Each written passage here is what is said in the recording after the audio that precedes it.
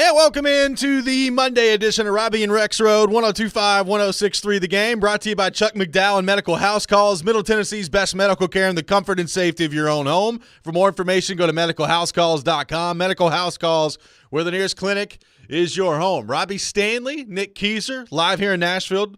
Joe Rexrode up in Michigan following a tough day yesterday for the Tennessee Volunteers. We're going to get into that all throughout the show today. Joe Rexrode, good morning. How are we doing? About ready to come home, pretty much. Yeah. Have you been in our state in the calendar year of 2024? Starting to not feel like it. Yeah, a little bit. Yeah, and I see you guys are getting like 78 and sunny, and it's not that up here. So I've got some FOMO. Yeah, it's been, I'll be honest with you, it's a pretty good weekend. Pretty nice weekend of weather. There's no question about that. Not to rub it in or anything, but it's feeling good this time of year. Cool, thanks. If it makes you feel any better, by the time you get back, we could have severe storms tomorrow. So there you go. Welcome back to Tennessee. Really? Oh, that's just great. Thanks for letting me know. You're very welcome. Nick Keyser, how we doing? What's going on? Good morning, guys. Hope you had a good Easter weekend. Yeah. I know that Joe didn't get to probably have his Cadbury eggs with his family, but Joe, we will be glad to have you back tomorrow. We will. The return of Rexrode. Yeah, I'm sure I'll be able to steal some of that when I get home, so don't worry. I'll make it happen. We got a lot to get into on the program today. The Preds with another game dropped, this time at the hands of the Colorado Avalanche. We'll get into that at the 7 o'clock hour. Might be time to start playing a little defense if you're the Predators, giving up 15 goals in 2 games. So we'll get into that coming up in the 7 o'clock hour. Mark Byington, brand new Vanderbilt men's basketball coach, will join us at 7:30. So looking forward to that conversation with him. And, of course, as always, our conversation with Corey Curtis from News 2 coming up at 8 o'clock. We'll take your thoughts, 615-737-1025. Joe, the run is over for Tennessee. It comes to an end yesterday, 72-66 at the hands of the Purdue Boilermakers. Tennessee makes it to the Elite Eight after a thrilling win against Creighton on Friday night in what I thought was a really fun game. And then yesterday, just a battle between two really good teams, and that's what it was basically from the opening tip yesterday to the final whistle, a battle between Tennessee, between Purdue, but really a battle between Dalton Knecht and Zach Edey, and Purdue comes out on top yesterday, 72-66. They advance to the Final Four. Tennessee's season comes to a close. Joe, you were there, live and in person for this game. Your takeaways, your overarching thoughts from Tennessee being eliminated from the NCAA tournament yesterday against Purdue. Yeah, it was arguably a matchup of the two best players in college basketball. And look, we've talked about it all year, right, with those guys. And I'll say this, the conversation around Zach Edey, first of all, the stuff that like Tennessee fans were saying during and after the game, some media saying too, and even like Rick Barnes throughout the game constantly complaining to the refs. It's every single game with Zach Edey. It's every single game. Like every Big Ten team will tell you they had the same thing where it's like, how the heck did that dude get 1,000,000 free throws and we got 10? Right. So the two best players in college basketball, I will say, one of them is much more fun to watch than the other. Yeah. I mean, but at the same time, and that person is Dalton Knecht, who, man, he was unbelievable yesterday. He's been unbelievable. He's as talented a guy as Tennessee's had, I do believe since Allen Houston, 30 years, and I think more fun to watch than Allen Houston.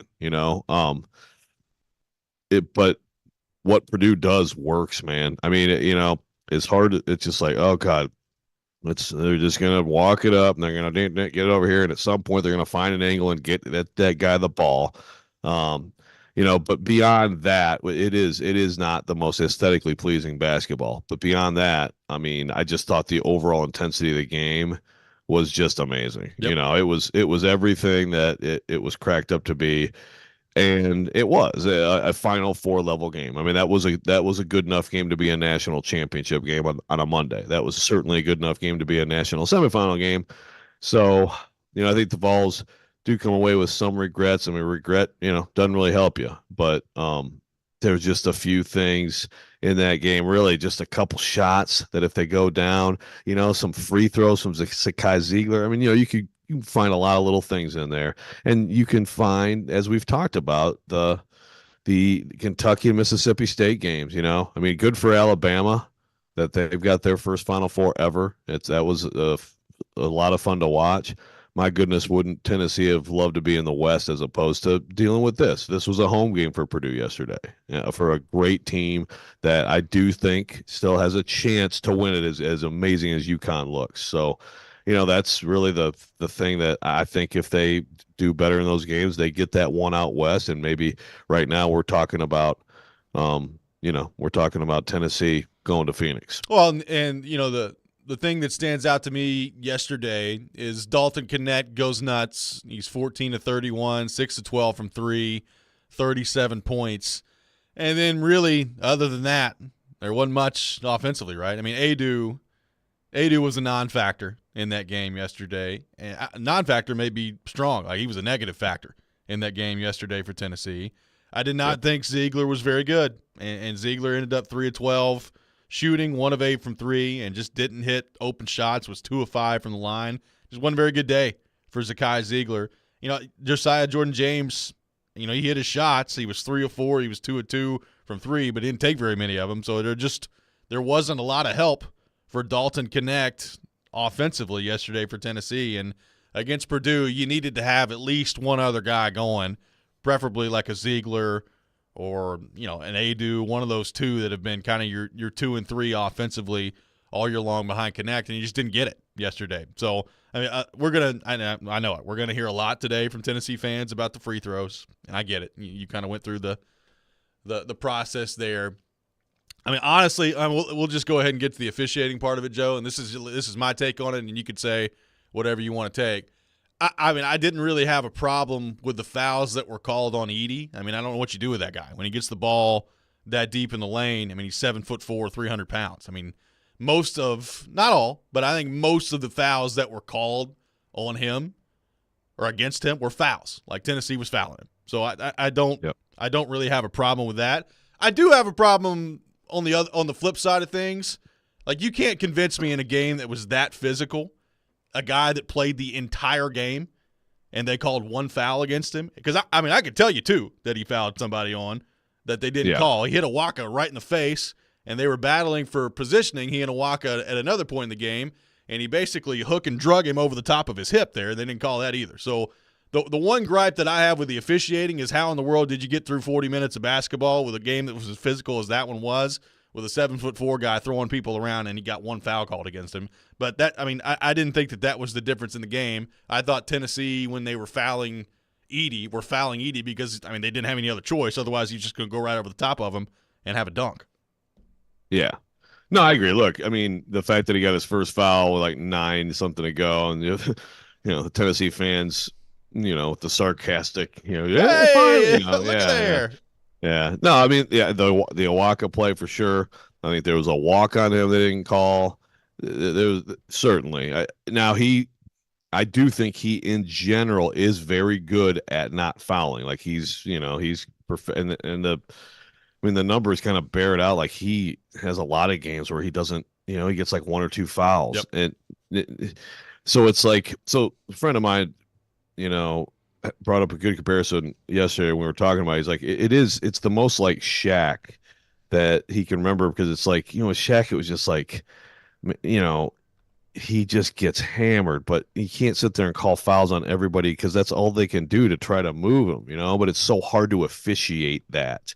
But I agree. I do agree. It's ridiculous to come away from that game and think that guy committed 1 foul. But yes, the fouls on the other end, it's just, so the number turns out to be 16 drawn by him and 1 committed. Yeah. Which again is like, I understand people saying, "Oh my God, are you kidding me?" But like, he got fouled 48 times. You know what I mean? So it's like, I don't know. It's very difficult for sure to officiate him. There's no doubt about it. And another thing people brought up yesterday, and from my vantage point on press row, it's like you're like floor level, so I couldn't tell. It seemed to me like he does a pretty good job of setting up right outside the lane, right? But I know there were some video clips later where it's like, well, there he is. There were definitely a few times he was in there for a long time. But it's like I saw one play where it's like he sort of like made the like he made the effort of like going out and resetting, Yeah. which I think they obviously gave him credit for, but he didn't actually leave the lane. Right. You Exactly. know? Yeah. Right. So, I mean, it's, again, it's not the most beautiful basketball. And so I get it, but man, I mean, hey, if anybody's played youth basketball, you got the biggest kid and you're in a good, tough game. Yeah. What are you going to do? You're going to go down there every time, you're going to throw it to him. And, that's what they do. And man, I will say that his play blocking connect late too was a big time play by him. Huge play by him. I mean, he ends up with 40 points and 16 rebounds. So, I mean, you're talking about from a stat line perspective, I mean, it's one of the best NCAA tournament games we've ever seen, right? 40 points and 16 rebounds for what he put together there. So, obviously he made 14 shots from the free throw line, 14 of 22. But still, I mean, he was the plan offensively. That's the other thing, Joe. I mean, Purdue, generally a pretty good three-point shooting team, and they were 3 of 15 from 3 yesterday. So that was kind of keeping Tennessee in it for a while, the threes that they were missing, and it was basically just running the offense through Zach Edey, and he was either scoring or getting fouled, and that's what Purdue's offense was yesterday. The game plan was correct and it worked. Which was you don't let any of those other guys go off. If Lawyer went off on them and mine. Now he did get going downhill to the rim a couple times, and Tennessee let him get there. But it's harder to be in the gaps like normal when you're so worried about occupying the maple tree. Yeah. But the plan worked. It's just you need Edey to get 35, 30, right. Not 40. Exactly. Yeah. Exactly. Well, I thought obviously nobody did a great job on him yesterday. I thought Estrella held his own about as fine as you can hold your own, especially for a freshman coming in that way. But it was a game where, look, I mean, they needed more from Adu, but it's also a game where, Joe, we talked about this heading into the tournament. I mean, the matchup for Edey with Adu is just not a good matchup for Tennessee, and that was clear very early in that game yesterday. Estrella would have been an incredible story out of this game had they won. Look, here's the thing with Adu. He took a couple shots that I guess you have a problem with him, but Adu gives up 70 pounds to Edey, and he could not push him out. He couldn't. And Estrella just has a little bit more core strength and did a better job, and Awaka obviously does too. So it was simple. Like, Adu can't play in this game, and I know he was really upset afterward. He didn't come out and talk. He hid in the locker room afterward, didn't talk to reporters and all that. And I'm sure it was very disappointing, but sorry, man, you can't do anything with this guy. I'll say that you mentioned Ziegler not playing well. The thing is, he has 9 points, 8 assists, 1 turnover, and his usual ridiculously great defense. Yep. He just the ball wouldn't go down for him. It took 39 minutes after playing 40. I mean, I think the legs finally caught up to him, and that's where a backup point guard who could give you 6-8 minutes really would have helped yesterday. 615-737-1025, our number. Tennessee eliminated from the NCAA tournament. We'll take your thoughts on a great game yesterday between Tennessee and Purdue. What did you make of the game? What do you make of this run for Rick Barnes in Tennessee? We'll take your thoughts on all that. You're listening to Robby and Rexrode, 102.5, 106.3 The Game.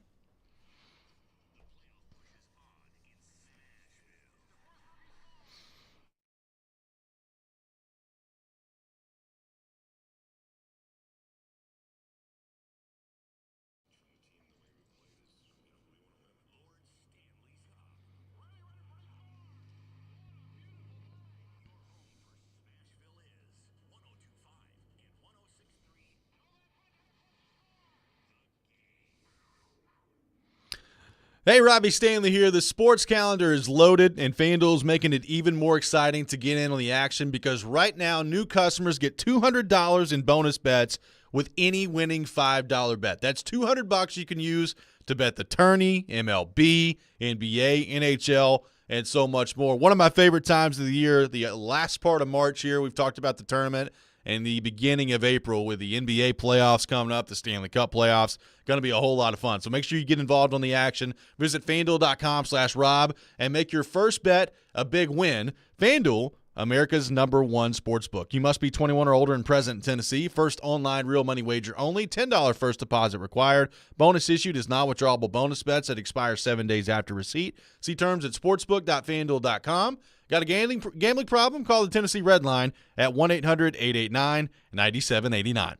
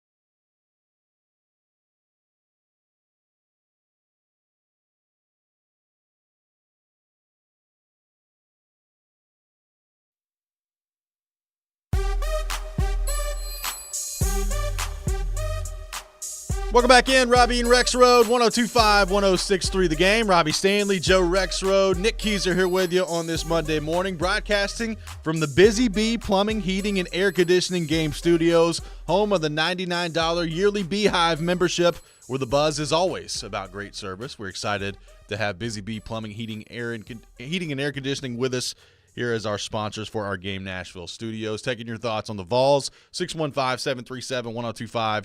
Our phone number. They lose 72-66 to Purdue yesterday in the Elite Eight. Purdue advancing to the Final Four. Tennessee, a heartbreaking loss, and one win away from their first ever trip to the Final Four. They come up a little bit short yesterday. Your thoughts on all that? You know, we've talked about obviously the Edey part of this, 40 points, 16 rebounds, just an all-time performance from him yesterday. Dalton Connect with 37, so he goes out with a really good performance yesterday. The thing is, I mean, he had a couple of good looks, Joe, toward the end of the game, and one of them from the corner went basically halfway down as a three, as they were kind of trying to draw even and keep it close late in the game. And had he gotten one or two more to fall, and they were able to push that one either to overtime or have won the game outright, I mean, we'd be talking about Dalton Connect with one of those all-time performances today in the NCAA tournament too. But just the last couple of shots there, couldn't quite get those to fall for Dalton Connect. Yeah, three. So he was 14 of 28, and in the last 3 minutes, 0 for 3. And he had two pretty good looks at threes. One of them was pretty deep, but I mean, the way he was shooting the ball, I mean, if you're Tennessee, yeah, you'll take those shots. I mean, like you said, I guess this did turn into a little bit too much of the look around and watch Dalton game, but yeah, for Ziegler, I thought most of his shots were good shots. It's just, Just man, didn't go. and yeah, I mean, like I'd probably say about of those 7 misses, 4 of them were just, an inch off.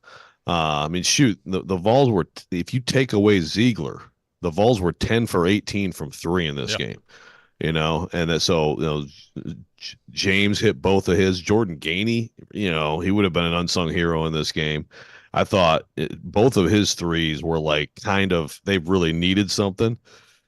They were kind of desperate, and he hit, hit both that he took. So, but when it came down to it at that point, yeah, you're gonna go with Dalton Connect for sure, and just not quite there. Just didn't quite go down for him. Talk about guy who played 37 minutes and just so much on him, on his shoulders, and like Edie, he has improved a ton. He played 39 minutes, so I mean, there's a lot on his shoulders, but it is a little different the way he dominates a game, compared to like what Connect must do, running around, running off screens, taking bumps. And there's another thing, you want to talk about officials. I mean, I thought there were a couple of times he got bumped that he didn't get the call, I mean, it certainly wasn't a perfectly officiated game, but yeah, I mean, Dalton Connect could be sitting here right now as a prime contender to be most outstanding player of this tournament, depending on what would have happened in Arizona if a couple things go differently yesterday. So, in the first half, Joe, Tennessee, they get up to, I think it was a 32-21 lead at one point with the run that they went on. Then Purdue goes on their run after that, and at halftime it's 36-34. And it was, kind of a first half of a couple of different runs there. Connect in the first half. I mean, there was one point early in the game where he just started chucking it up there, and they were just falling for him. I mean, I think I saw you tweet about it. A couple other people was like, well, heat check time for Dalton Connect out there. It's basically what it looked like in the first half. And then Purdue, after they were down 32-21, they made that huge run back. And, Stilly's on Twitter screaming about how Rick Barnes needs to call a timeout and all this other stuff. But what did you make of Purdue's ability to respond to that and kind of that moment in the game where, Tennessee had a double-digit lead at one point, and then Purdue was able to not only fight their way back but be winning at halftime? I thought that was, number one, a nice response by Purdue, but number two, kind of a missed opportunity by Tennessee to head into halftime with a little bit of a lead there. Yeah, for sure. I mean, it was the first half was as extreme a game of runs as you can get, right? It's like Tennessee kind of looking good, like up 17-12, and then all of a sudden Purdue comes and takes it, and you're like, the building's kind of sensing to take over, and then, it was actually a James corner three off a Meshack drive, puts them back up, and boom, all of a sudden. So that was a drought of 5 minutes and 35 seconds that James three ended. So, I mean, I don't know exactly when Stilly's talking about the timeout, but, the weird thing about that 5 minutes and 35 seconds, Purdue only scored 7 points during that time. So it wasn't like that stretch. It was just like both teams were kind of struggling. But, yeah, that was a huge moment, and that was a good timeout by Matt Painter for sure. 5 minutes left, down 11, and they come right out and, they like get Lawyer. You get Lawyer going to the cup.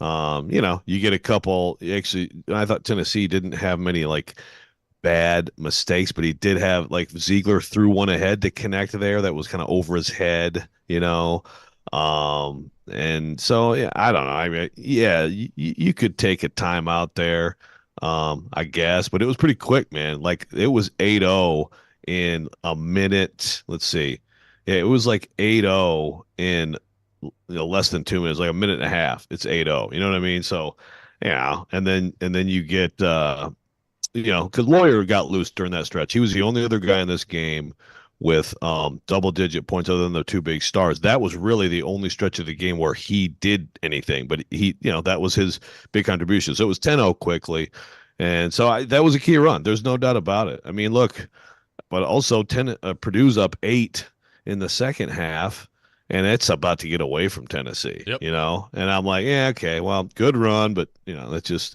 not happening. I thought the fight they showed there was awfully, impressive. And a lot of it was connect, but just everything, including Estrella, like, you know, getting Edie to miss a shot and rebounding it and blocking Lance Jones at the rim and all, you know, the Gainey, one of those threes was in there. It was just such a battle.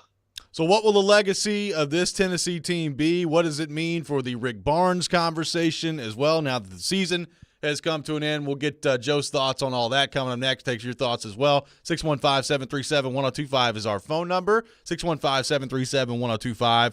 Tune in to 102.5, 106.3 The Game this week for NCAA tournament coverage brought to you by Toyota. Ready, set, go. Get your Toyota today at Toyota.com. You're listening to Robby and Rexrode, 102.5, 106.3 The Game.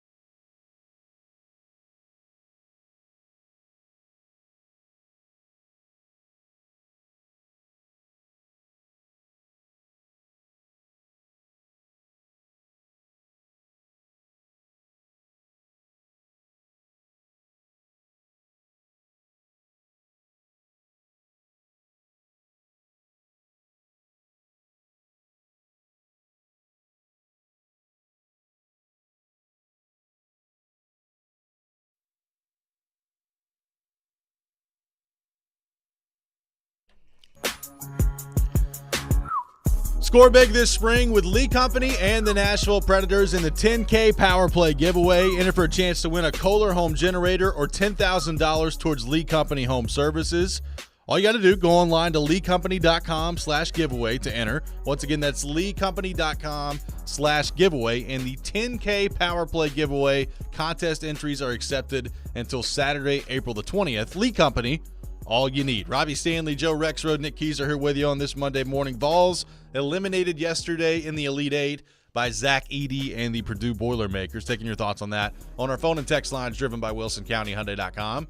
So, Joe, what will the legacy of this Tennessee team be now that the season has come to a close? SEC regular season champions, a number 2 seed, the second Elite Eight appearance in program history. Still not able to break down the door and get to the Final Four, which a lot of people thought this could be the team that does it. But a classic game yesterday between them and Purdue. And, look, I said it heading in the weekend. I don't think there's any shame in losing to this Purdue team. They may very well go on to win the national championship here. But what do you make of this team, this group of players that they had, particularly led by Dalton Knecht as SEC Player of the Year and an All-American, obviously, and I think pretty clearly going to be a first-round draft pick. What do you make of where this team leaves its mark on Tennessee basketball history? Well, is this the best team in program history? I mean, I think so. I think so too. It's the second team to get to the Elite Eight. The first one to get to the Elite Eight was a surprise. I want to say they were a 6, right? I think they're like a 6 or a 7. They shocked Ohio State in the Sweet 16. I mean, I was there that night and could not believe it. Ohio State, I thought, was probably going to win it all that year. Actually, the thing about the 2010 season, by the way, total aside, because it comes to mind because Robbie Hummel was there yesterday, and he's calling on radio, and he broke down crying after that game. For people who don't know, Robbie Hummel was an incredible player at Purdue, but in 2010, they were going to win the Natty. I mean, I believe that fully, and he tore his ACL like with a week to go in the season. And they went from, I think the favorite to win the national championship to, they were out quickly. But that 2010 season, Ohio State was probably the second best team. And it turns out that Tennessee shocks them, loses to Michigan State in another, heartbreaker involving the foul line and everything, But that was the point being, that was, kind of a little bit of a surprise. When you have a team that's great all year and then you follow through in the NCAA tournament, that to me there's something different about that, And again, this could have been the only 1 seed in school history, and it probably should have been. And that's where, you can look back and, maybe the Mississippi State loss helped this team. So maybe in a way it kind of helped the run, but certainly it helped or hurt where they got put. I mean, someone on the text line said, explain to me how they got in the same region as Purdue. I mean, they were a 2 seed, Purdue's a 1 seed. I mean, that's your answer. If you're a 2 seed, you're going to be someone else's 2 and someone's going to be your 1. And so it made just as much sense for them to be here as, anywhere. But I think it's the best team in Tennessee history, and SEC champion of a great SEC, no matter what anyone says. By the way, Greg Sankey was here yesterday. Did you say hi? I did. Did you? I walked right by. Oh yeah. No. Mike Wilson and I are walking. I think it was Mike Wilson. And I walked right by him, and I was like, "Hey, Greg," and he absolutely did not look at me or say anything. Wow. I felt very bad. I know. Got totally stonewalled by I don't know what the problem is. I don't know what the problem is. But anyway, his conference, obviously he's taking a lot of crap for the NCAA, well-deserved crap for the NCAA tournament expansion stuff. But, the SEC stuff, hey, man, it was great this year. And the Vols were the outright champions of that league, playing more of the contenders than anyone else did. It was a great team. And so, it's just too bad that because if you get the different draw, I think absolutely this team had everything and it showed up to play, and they didn't shrink in the moment or any of that stuff. They just lost to a little bit better team, playing a little bit better than them yesterday to miss the Final Four. The only regret I have, Joe, is what if they still had DJ Burns Jr. on their team? Man, what a difference that guy can make. He's fun to watch. Former Vol. Yeah, he is. Kinda. Yeah. Well, we were talking about this last night. It's like, because at first I'm like, well, he wouldn't even have been on this team. But actually, he did redshirt that 19 years. So Yeah. with the COVID year, this could have been his 5th year with Tennessee. Now, Grant Ramey brought up, he's like, think of the butterfly effect, though. There's some other people who weren't here because I mean, who knows how it would have worked out. All The I know is story on that dude's fun to watch. I love it. Oh, incredible. No, I mean he's now. I mean they and NC State and DJ Burns. I mean that's the story of the tournament, the fun and shoot, man. I'm very interested to watch that go against Edey. Yeah. Like what does that look like Saturday? But I mean, he's probably not going to get pushed around.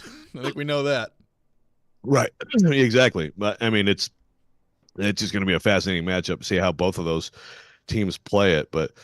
When he was at Tennessee, I mean, it's well documented.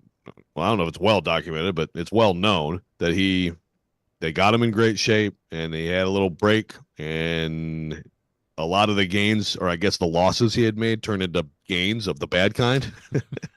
And it was basically like, nah, this is not going to work, man. So good for him. I mean, he went to Winthrop for a few years, and that was about probably what his level. But look at what he's doing now. I mean, that was incredible yesterday. He just absolutely carved up Duke, and he just is having so much fun doing this. Yeah.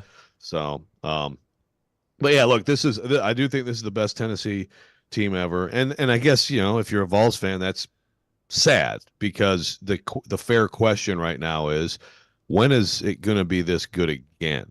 And another question is. And I wrote a little bit about this, and there was some discussion. Like Rick Barnes turned 70 this summer. Rick Barnes got some grandkids. Look, Rick Barnes wants to win a national title. He wants to get back to the Final Four. All that stuff. But how much more does Rick Barnes have? I mean, I think you see a lot of these coaches, these long-term successful coaches, hanging it up in this era of basketball, where you have to basically kind of re-recruit and reimagine your roster every single year. And so I expect him back next year. Don't get me wrong, but I do think the question gets fair to ask. And then again, like when are they going to be this good again? No one had a clue a year ago. Dalton Connect. What? Okay. Yep. Oh, seems like a pretty good player. Yeah, good player from Northern Carolina. Okay, seems like a good pickup. No one had any clue he's going to come in here and lock himself into the first round and be one of the best players in Tennessee history. You can't count on that. How good are they going to be moving forward? And what does the program look like? I mean, there's just a lot of questions, and that's where this is sad for Vols fans because this team was so special. Well, and we haven't even mentioned Connect and all that. But man, look, Josiah. Yeah, and Santi, those guys are not your typical college senior. They are special people, man, and their loss in that locker room is going to be significant. Yep, hard to overcome, and look, the roster's going to look pretty different next year. Now you're going to have some people back. I mean, obviously Ziegler's going to be back, and there's going to be some pieces to continue to build around, and. Estrella's going to get more playing time next year, and they're going to be good, right? I mean, we know they're going to be good. But the question is, this was kind of the loaded formula year of the experience that they had, that player in Dalton Connect that could take them to the next level, and they still are not able to break through and get to the Final Four. And again, Joe, like I do think there's a big difference. Like this is not losing to Loyola. This is losing to Purdue and a team that is better than you. And the disappointment's real. Tennessee fans very upset yesterday after the game was over with. Like one thing I was thankful for was that I didn't see a ton of like, all right, Rick Barnes tournament time again yesterday. Like I don't know how that could be your takeaway from the way the game went down yesterday. It was a great game between two good teams. So did Stilley actually say like they lost because he didn't take like a timeout during one of those runs? Is that is he actually trying to pin this on him, or is that someone on the text line exaggerating? I mean, I saw him tweet about it. I didn't read the whole thing, but I will go find it right now. Here it is. Tennessee lost this game when Rick Barnes, as he always does, didn't call a timeout as Purdue ran off a 9-minute run in the first half. Barkley said it at halftime that would cost Tennessee the game, and he was right. That was the tweet from Stillman. I mean, it's just embarrassingly idiotic. Just embarrassing idiocy, and Jared just trying. So now he can blab about that today. That's a joke. There was, first of all, there was not a 9-minute run. They had two runs where they had two runs that you put together are 9 minutes. Like I said, the 5.5-minute run, they scored 7 points in that time. It was a 7-0 run, air quotes, with Tennessee not scoring. I mean, you can call it timeout if you want, and let's talk it over. The idea that that's why they lost, they were in a tie game with 3 minutes left. That's just idiot talk. My God, Jared, I'm so embarrassed for you. There's my rant early in the day. What a joke. God. Yeah, I mean, look. So it basically just, please let me find something I can attach so that I can make this about Rick Barnes. Well, I've been feeling it. Like, he's been a little too nice on the Rick Barnes front throughout this whole run. So I feel like he was just setting us all up for now what's probably going to happen today, this afternoon, would be my guess. I am so embarrassed for Jared. I am pre-embarrassed. I'm embarrassed for that tweet and embarrassed for what he's going to say today. What a joke. 615-737-1025, our phone number. More of your thoughts to get to on the Tennessee front. We'll do that coming up next. Your thoughts on the NCAA tournament. A lot of you love DJ Burns Jr. on the text line as well. More of your thoughts on all that. You're listening to Robby and Rexrode, 102.5, 106.3, The Game.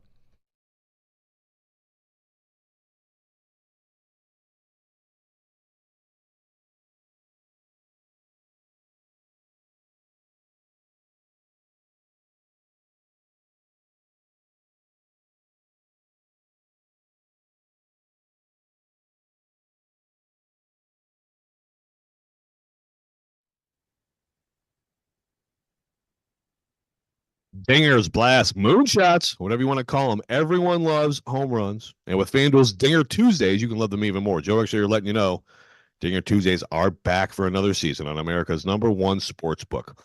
All you have to do is bet on a player and a homer. FanDuel's going to give you $5 in bonus bets for every home run hit during the game overall. I'm just looking at, Aaron Judge against the Arizona Diamondbacks. How about that for tomorrow? There's my little tip for you. As if you needed another reason to love the long ball, just visit FanDuel.com/Joe102. Get in on all that Dinger Tuesday action. Again, FanDuel.com/Joe102. Make every moment more with FanDuel, official sports betting partner of Major League Baseball. And you must be 21 or older in present Tennessee. Bonus issue is now withdrawable bonus bets that expire 7 days after receipt. Max bonus 25 per game. Restrictions apply. See terms at sportsbook.fanduel.com. Gambling problem? Call the Tennessee Red Line, 800-889-9789.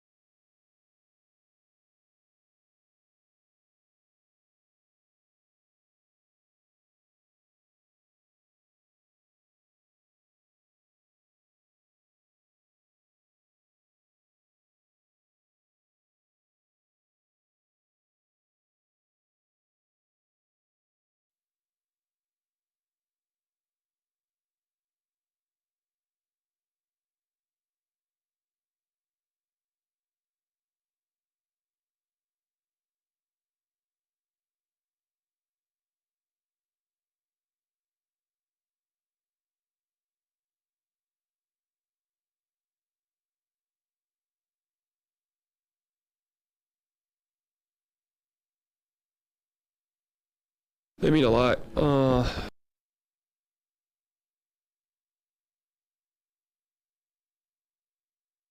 They mean a lot. Almost the world to me. It's just the thing that they gave a chance to a kid from Uruguay, which they probably never heard of before. Coming as a freshman, throwing in the fire. The trust that the coach and all the coaching staff put in me, it was just unmatchable. It meant a lot to me. And then throughout the whole years, they were my support here, as well as my teammates. Living away from your family is not easy, but having a second, or you could even consider my first family too, having them here, people that I can lean on, it means the world to me. That was Santiago Vescovi after the game yesterday. Tennessee falls 72-66 to Purdue. Purdue advancing to the Final Four. Tennessee's season comes to a close. And you can make an argument, the best Tennessee team in program history. Where do the Vols go from here?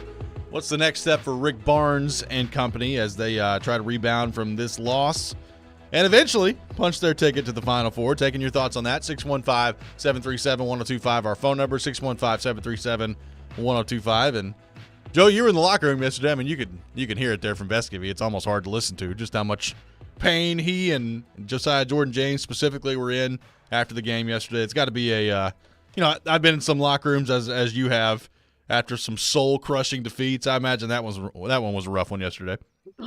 Yeah, very. I mean, so I went press conference. Usually I just go locker room because you can get the transcript of the press conference, but I went press conference because I wanted to see what Barnes was going to say. And Josiah was obviously really emotional, but after that, halfway through the presser, I went back in the locker room, and it was all the media, and we had like all the Nashville TV was there. I mean, it was a lot of people there for the Vols, just kind of standing around saying nothing. I'm like, what's happening here? But I went up to John Burton. It's like, yeah, I mean, basically the guys who were in here said a couple words and they're done talking, and now we're just waiting for the other guys to come in. So it was just like a bunch of people standing saying nothing in that room, So I'd went over and talked to Estrella and Vescovi a little bit, but just hushed. Yeah, very.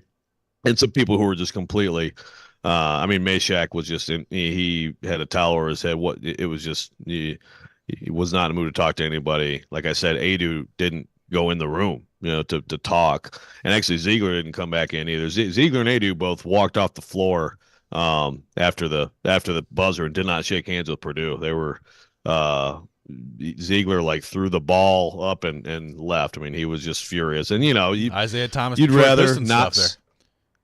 Yeah, well, I mean, you'd rather not see that. You'd rather not see. I mean, I thought it was a little weird. Edie's throwing strays at Rick Barnes. I saw that. Almost as bad as Stilly. But I mean, I think to me, it was kind of for people who didn't hear it, he's like, all these coaches looked over me and he's like, he said Rick Barnes, great coach. He saw me in practice. So, I mean, he had just played him. I guess he was just his example, but still I was like, wow. Edie's throwing out some stuff. Rick Barnes also throwing out F-bombs on TV, by the way, to Evan Washburn. How about that, Zach Edey? Tough path. Went to IMG Academy and went to Purdue to play college basketball. 7'4". Overlooked. Well, I will say there was I think he was 300 some number recruit out of his class. It was, just I get it. Big, but he can't when you play. Look at what actually happened, it's okay, come on, man. Yes, sure. I mean, it's not quite Georgia was picked to go 5-7, but yeah, a little bit there. But yeah, the Vols were especially Josiah. I mean, that guy poured his heart out, and really he played really well. Like you said, he didn't really shoot, didn't have a lot of opportunity to shoot, but he hit those shots early. He hit were really big. Yep, shot well during the tournament, and he had he had a mid range to put them up late. He kind of got chased off the 3 line, did he's got that little mid-range in the lane and, just barely missed. I mean, what if he puts them ahead there and really puts that pressure on Purdue? I mean, who knows? But, yeah, he played great during this tournament. He finished really strong with his career. He was as devastated as anyone. So probably more than anyone. Obviously, I mean, look, the answer of when Tennessee is going to get a player to the level of Dalton Knecht that walks back through there, none of us have any idea. I have no clue the next time that Tennessee basketball will have a player like Dalton Knecht. So that's what makes part of moving forward here is so hard to answer exactly what it's going to mean, because you did have that guy this year, along with a very experienced roster and a pretty deep roster to go along with it. So with Tennessee and the pieces that they've got coming back next year, what does the task look like in front of Rick Barnes now in order to get this team back to where they're competing at the top of the SEC and having a chance to make another deep run, knowing that I have no idea when a first-round NBA talent to the level of Dalton Connect is coming back in that program. Well, right. That's the thing. And that's where, I mean, that he was absolutely overlooked as a recruit, right? And that's just a guy who worked his butt off and, grew a little bit. And, so you hope you can have something like that develop in your program, I mean, but what happens a lot is guys like that become great at a mid-major, and then, places like Tennessee pluck them for the right, so you have to be able to win in the portal and things like that. But I mean, next year, look, and this is a big thing in terms of Barnes. Barnes is going to be the coach for Ziegler. I think Ziegler is one of his all-time favorite players. It's very clear. So Ziegler, that's a great place to start. I think a couple guys that you have to look at in terms of, are they looking around? Like Tobe Awaka, he has Adu here and he has Estrella here, and Estrella is going to play next year. Estrella is going to be good. There's no doubt. So, that's an interesting, there's a guy you could make a case. If you went somewhere else, you'd get 28 minutes a game. And you know what I mean? Yeah. There's a guy. Meshack is a guy. I think that Jemai Meshack could be a really good all-around player. He has to get that shot more consistent. He has to be able to shoot, and maybe he won't be able to, but everything else about his game is big time. It really is. Is he a guy who would say maybe somewhere else, I would be more emphasized? I don't know. I mean, I think those are I always look at now. You have to look at who might be looking to move on, but Cameron Carr is going to be really good. I don't think there's any question about it. He has a chance to be special. You have Gainey. So, you've got the start of a good team. And then how do you fill that in? Because Adu coming back, Adu needs to put on 20 pounds of muscle. Yep. He's been doing it. But if he does get there, he was a really good player this year. It's just, we forget that. He just went against back-to-back 7-footers and Tennessee had to go for stronger guys to deal with them. That's his charge, but he could be special next year. So, you got to get wings. You got to get a stretch four, and you got to get a wing, and you got to get, scoring. And then you have to hope that a team can come together like this one did and still play that amazing defense and have the great chemistry, because the chemistry and the defense on this team were 10 out of 10. Well, it is interesting to think about. Like you mentioned Barnes, his age earlier, like how much longer does he want to do this?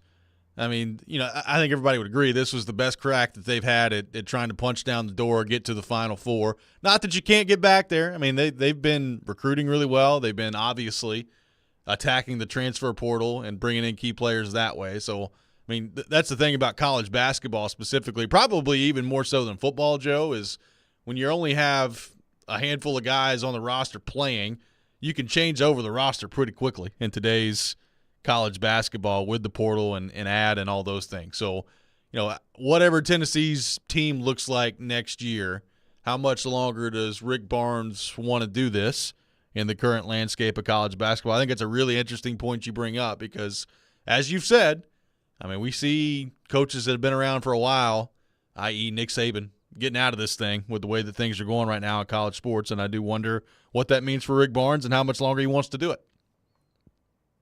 Yeah. Yeah, sure. And grandkids, all the things, and so, you're seeing a lot of it. And if you're Rick Barnes, you can look at it like, wow, am I going to get a team this good? You could look at it that way. Yeah, but also some people just love to coach. Yep. And he's done a great job. He has great momentum here overall, program momentum for sure.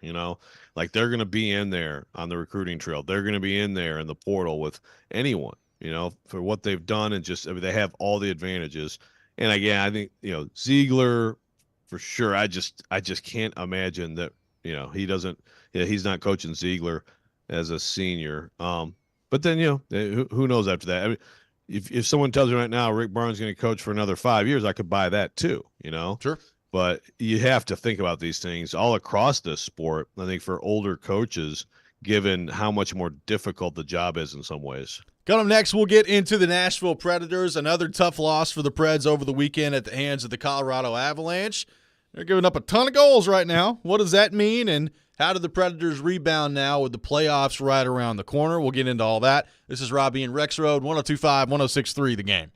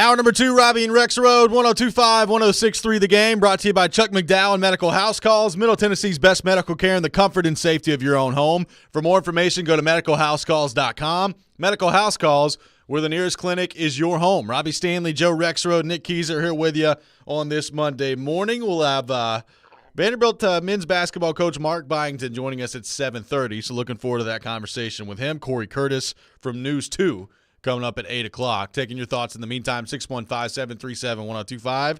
Joe, the Nashville Predators fall again 7-4 at the hands of the Colorado Avalanche on Saturday in Denver. The Preds led the game 4-2, and then they gave up 5 consecutive goals after that. So Ryan McDonough gets kicked out of the game. I thought it was very iffy on as to whether or not that should have been a match penalty. But honestly, when they went back and looked at it and reviewed it, I wasn't necessarily shocked that he gets kicked out. So he gets kicked out, gets the 5-minute major. You know, the Preds did a decent job of kind of holding off the Avalanche on the 5-minute major.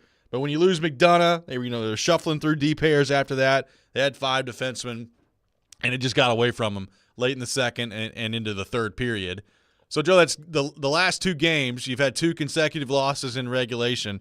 You gave up 8 to Arizona. You gave up 7 to Colorado. That's 15 goals you've given up in your last 2 games.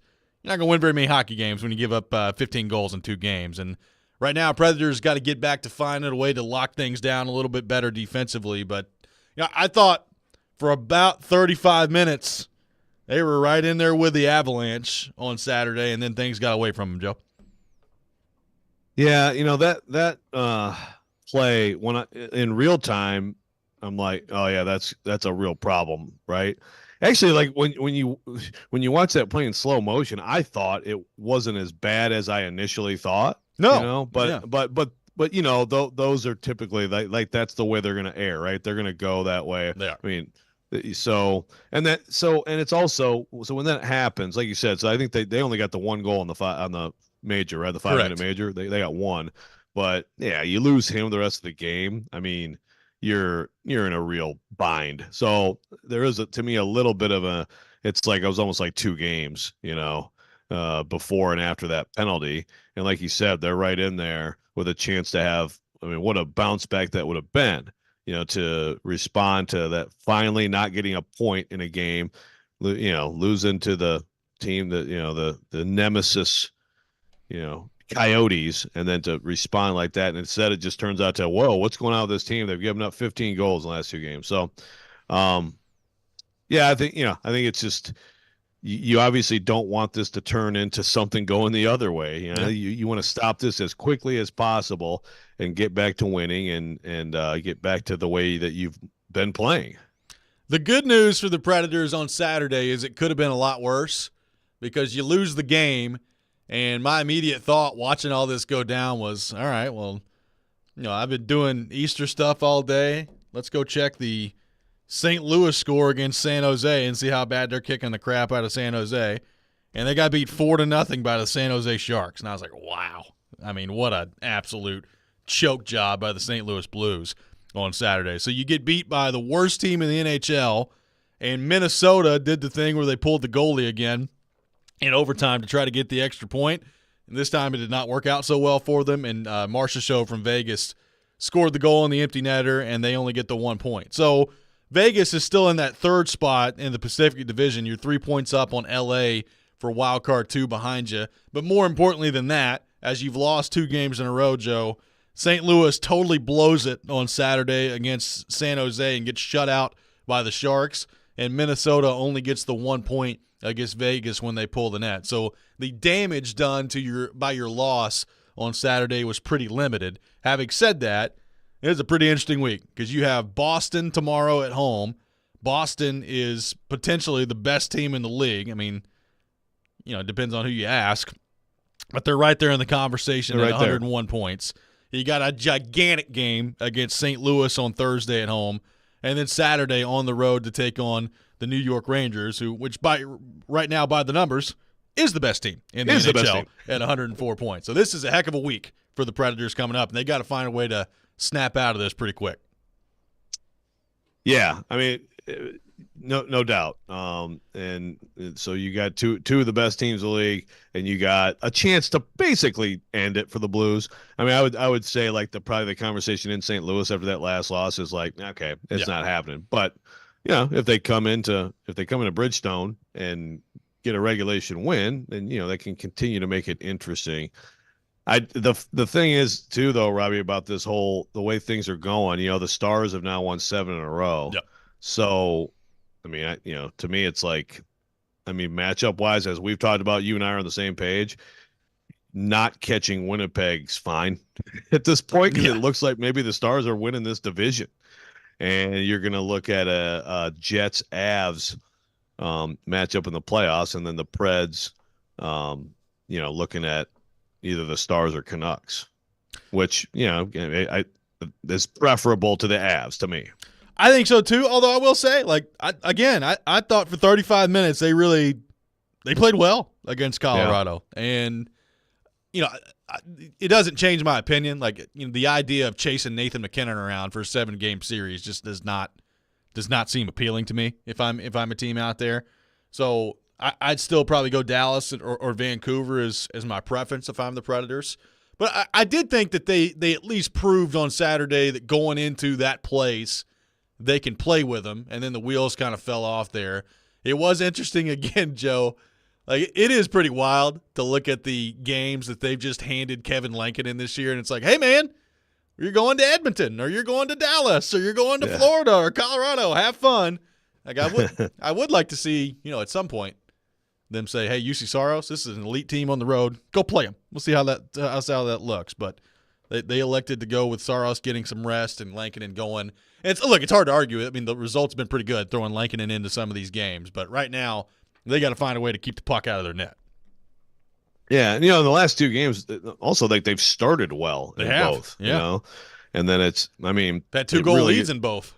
Right. Got away, just got away in Arizona. I mean, again, last game got away with, the circumstance was pretty tough. So, yeah, you probably can take some confidence, like if you're Andrew Burnett and show your team that too, like, a lot of what your game was in that place against that team. So there's still, and I just, to me, there's no reason for the panic button. They need the building this week to be what it was like when they beat the Red Wings. They need the building to be that the rest of the way and into the postseason, and just get back on track, at home. I mean, now that they've kind of gotten past the struggles at home, now it should be an advantage for them. Well, and I still think managing the schedule a big deal here for everybody this time of year, but like for the Predators, who have been on such a tear here to try to get in the playoffs and how much energy they've expended. Like, I think continuing to manage that schedule is going to be a challenge here. I mean, you're just playing all the time. You're playing every other day here, basically from here on out. So I'm trying to manage that if you're Andrew Burnett. And also, like, the level of competition going from Colorado to Boston, St. Louis not quite at that level, but to New York on Saturday, they're playing some absolute juggernauts right now. And can you find a way to get some points out of this trade? Like, I'm not, if I'm a Predators fan, I'm not sitting here worried about St. Louis or worried about Minnesota. Like, Minnesota, after the other night, for all intents and purposes, is pretty much done. Like, that was pretty much the end of the line for the Wild. St. Louis, like you said, that game Thursday's big, because if you lose against Boston and they find a way to waltz in here and beat you, then it's going to be at least interesting down the stretch. Now, they play Edmonton tonight, and if you're a Predators fan, I mean, you're rooting for Connor McDavid and Edmonton to hang up about 9 on St. Louis tonight and just go ahead and wipe the floor with them. So, like, I don't think you're looking behind you if you're the Predators, like, nervous at this point, but you got a chance here this week basically to put them away, and for the playoffs to be decided. At that point, it would be, who are you playing in the playoffs? And the quicker you can do that, the better off I think you're going to be if you're the Predators. First meet of the day for Rexrode. He's really struggling to get unmuted here. I mean, so great time for the computer to freeze up, and websites to crash. Okay, yeah. What were you saying? A good chance for the Predators to put away the Blues this week. Yeah, exactly. Yeah. No, yeah. No, I mean it's if you can buy a little time, you know you're in, and it'd be great even if it's just kind of locked in. Whatever your wild card won, and you have a little bit of time at the end. Yeah, and you know what? This whole peaking too early thing, I mean, that'll be the conversation now, of course, because they're not playing as well now in the last two games. But maybe it's not so bad to have a couple L's in there and just okay. Rest is the key. It's not like oh no, if you disrupt things, you'll fall off. It's falling off here. Yep. There's ups and downs in a season. If you can buy some rest for yourself, that just helps you in the first round. Well, they're getting healthier. Fabro's back now. Stasny's back in there, so they got some bodies back, and we'll see how they kind of manage that from a lineup perspective as they move forward. I mean, Cody Glass has been in there the last couple of games, so they've been changing some things up, and we'll see what that lineup looks like tomorrow against Boston. Your thoughts on the Preds, 615-737-1025. Are you concerned with the way they've played the last two games, the goals they've given up?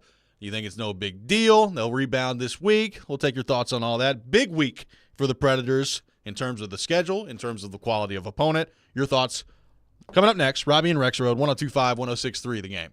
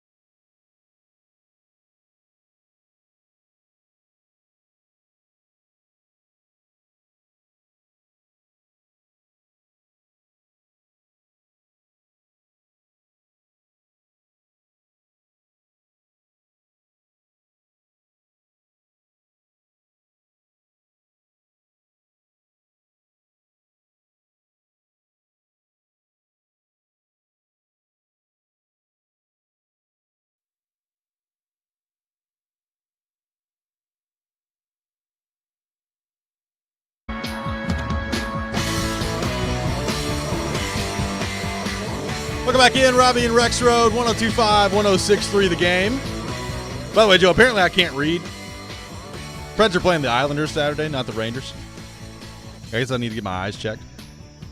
Put me in the box. 2 minutes for illiteracy. Well, I mean, I could have corrected you. And they're good, too, by the way. Yeah. Not as good as Rangers, though. They're not as good as the Rangers. They're probably not going to make the playoffs. Probably not. But you know, I mean, New York, you know, you're close, man. So it's a little less of a, you know, prove yourself week. Although the Boston game pretty big. Yes. But apparently I just need to go get some bifocals. Focus in on my reading a little bit. We'll try to be better. We'll see how it goes. Yeah, it'll be fine. 615-737-1025, our phone number. 615-737-1025.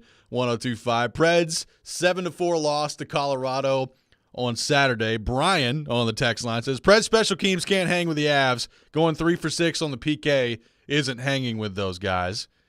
And their power play is pretty lethal. There's no question. I think if you had to identify a couple of spots that you'd like to see the Predators be a little bit more consistent in, I think special teams would be it, right? Like penalty kill, for the most part, throughout the stretch has been good.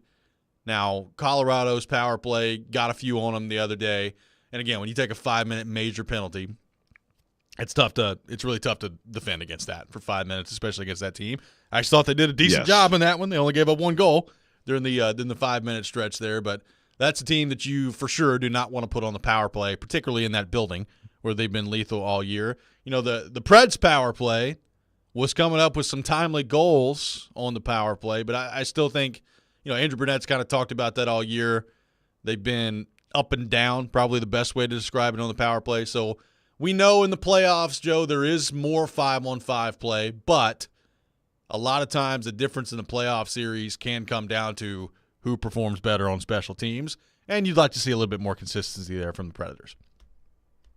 Yes. Yeah, no doubt. I mean, like when you talk about the PK, obviously early, that was a real problem. And it was. They figured that out. It's hard to, I mean, really, I could look at the 5-minute major and say that was actually a pretty darn good job, you know, the other day. But, you know, that is, there's some teams that you just do not want to put, you know, go in the box and put them on the power play. That is absolutely high on the list. They're one of them. There's no doubt about those that. Teams. Yep, no question about that. I mean, obviously, Edmonton would be another. You know, we keep talking about Dallas. Like, as you said, Dallas red hot right now. And there's not going to be a first-round opponent that is an easy matchup for the Predators. Like, I was watching some of Vancouver the other day. And, you know, the travel part of this aside, which, again, I think there are some people that probably read into that a little bit more than I do. But, like, I'm watching Vancouver and Quinn Hughes doing his thing out there. Like, they're really good. I mean, this is going to be a stretch here for the Predators that regardless of who it is coming up in the first round, they're going to have a really, really tough series. And, you know, it's about, number one, can the Predators down the final stretch here, can you pick up a few more wins here, secure a playoff spot? Number two, can you stay healthy? Because now they're starting to get a little bit healthier. Can you avoid like a major injury coming down the stretch here? And then number three, can you get your game to a place where you're feeling really good about things heading into the playoffs? And, you know, I don't think they've totally lost that. Like, they got to get back to defending. They got to get back to making better decisions with the puck. I mean, they've scored 4 goals against Arizona. They scored 4 goals against Colorado. And it happened very often. And matter of fact, Nick, you may know this off the top of your head.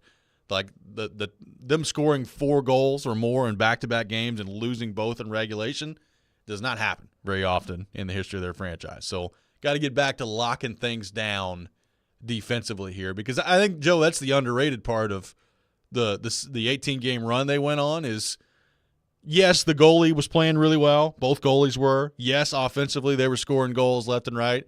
They were also just all over teams defensively, and that's gotten a little bit more loose the last couple of times out against Arizona and Colorado. No doubt. Actually, yeah. Nick. No, I guess he tweeted this, didn't he? Yes. The in 2022 and then in 2006, the only 2 times that's happened for the Preds. The 4+ and losing back-to-back games. Yep. So quite a rarity. So yeah, I mean, you know, look, it's it could end up being okay to take a couple butt kickings, in the middle of this, still be in good position, get back to your building and kind of just reset. And it is, if you were in these games and everything's drying up for you, then maybe there's a little bit more concern. But there's some mistakes in there, and again, well, look, I'm not going to say bad luck with McDonough. I mean, it was a bad play. It's a bad play, but a very, very costly play in that game, and you just kind of you move on from that. So it's a huge week. A lot of what they're doing, I think, is still, working, and there's still a lot of good hockey they played in both games, which I know is funny to say after you give up 15 goals, but I think it's true.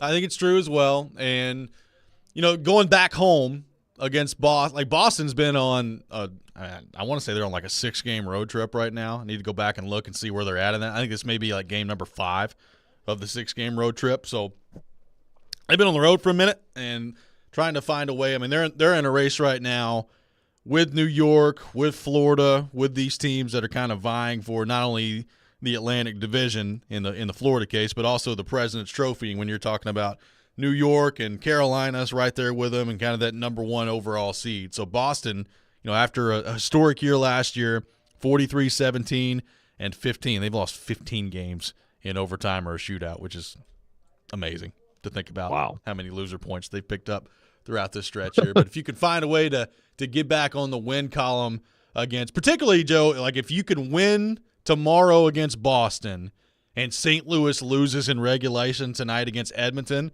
well, then all of a sudden both of you are at 75 games played at that point. You've got a head-to-head matchup on Thursday, and the Preds would be at 92 points, St. Louis would be at 82. And if you win that game, it's over. Like, I mean, you're 10 points up going into the game. If you can get it to 12, it's over at that point. So a huge, if you're a Predators fan, spectating game tonight where you're pulling heavily for Connor McDavid and the Edmonton Oilers. Yeah, and then you have that, you've got that kind of certainty. You're still, you have a lot of hockey left after that, but you basically it's like you're in. I mean, we know they're in now, right? But it would take an incredible collapse, but to really know and to have, with 6 games left, kind of some level of maybe a few decisions Andrew Burnett can make that would be in the, with the bigger picture in mind, that could be helpful for them. Tony from Smyrna asks us why they always lose the Coyotes. I don't know. We've been trying to figure that out for years. Couldn't tell you. Especially out there, for whatever reason, that place that has 4,000 people in it, and then when it didn't have 4,000 people in it, there was like 4,000 people in the actual arena showing up. Like, for whatever reason, that's just that's an impenetrable fortress out there for the Nashville Predators. I don't get it. Yeah, it's wild, man. But that's another thing. I mean, you can look at it that way. Like, okay, that's just a team that whatever it is, it's just a weird thing. And then, the Avs and all the things that happen. Yeah, 5D for any period of time against the Avs on the road seems like not a good idea. Not ideal. Yeah. So, yeah, this is it is though. It's like we said after the Arizona game, it's like it's not maybe great that it's at Colorado next, and now you have a great team next. So, I mean, there's no let up. There's no like Sharks coming in to help you kind of get back off the schneid. Yeah, Sharks are red hot, man. 4-0. Well, that's true. Get St. Louis tonight. Stop disrespecting them. Yes. Coming up next, we'll be joined by Vanderbilt basketball coach Mark Byington. We'll get his thoughts on taking the job, what he's going to try to build with Vanderbilt, their men's basketball program. All that coming up next. You're listening to Robby and Rexrode, 102.5, 106.3, The Game.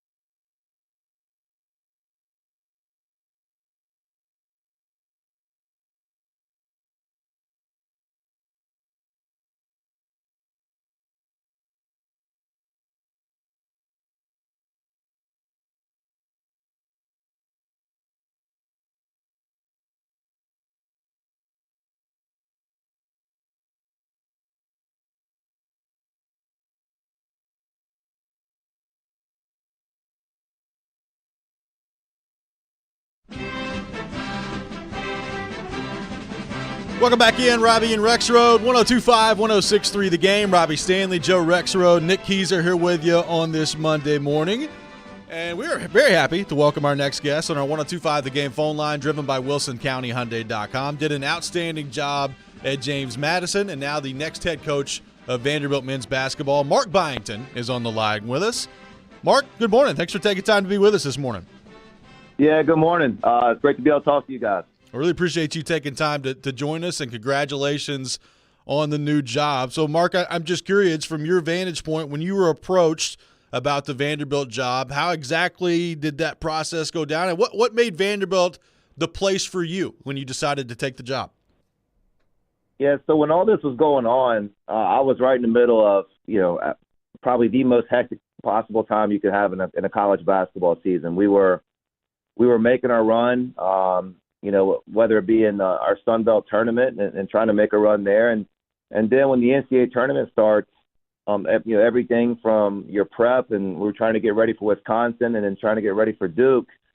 So I had to really trust what I've already known. And then I made a couple calls to people that I know that were either in the league or know the league well, and I got their impressions on Vanderbilt. And the thing that kept coming back was that they are fully committed and they really want to win. And so you don't want to be in a place where it doesn't match, the drive that you have and the passion that you have. And then if you've ever met Candace Story-Lee and you talk to her for 30 seconds or a minute, she's all in and wants to win. And I thought she would be somebody great to work for. And I thought we'd be really connected to get this thing going. Yeah, Marco, you mentioned that commitment. Obviously, Vanderbilt for a long time, was not up to par with the rest of the SEC, and I guess other than in baseball in terms of facilities. But that building is coming. I know facilities, I guess, have kind of been de-emphasized a little bit here, right, with NIL and everything. But that's another piece of this that, my understanding is there's a lot of momentum, a lot of fundraising and commitment there.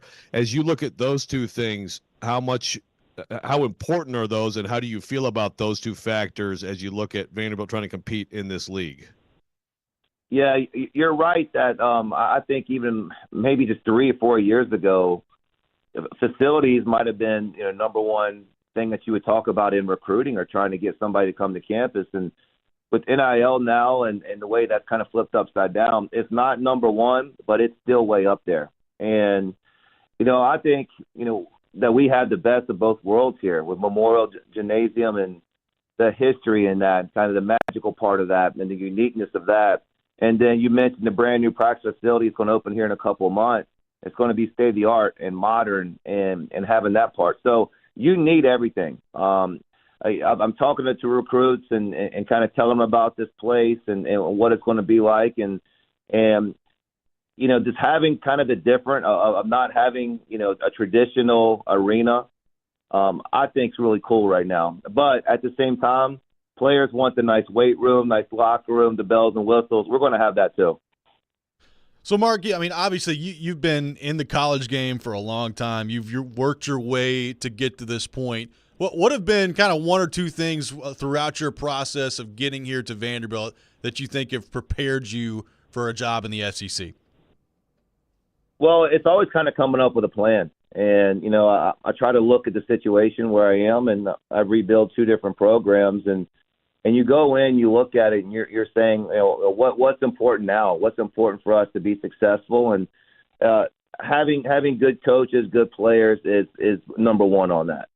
And then after that, you got to figure out the nuances of, what makes a job unique. And then you get out there, you get on the basketball court. It's practice. It's basketball. When you get in the games, it's the games. It's no different than that. So the biggest thing right now is kind of figuring out a plan of attack, for me, for my staff, and for these guys. And we've been, really approaching this with unbelievable kind of energy and enthusiasm here the last week. And that's not going to stop. We're going to keep going until it gets right.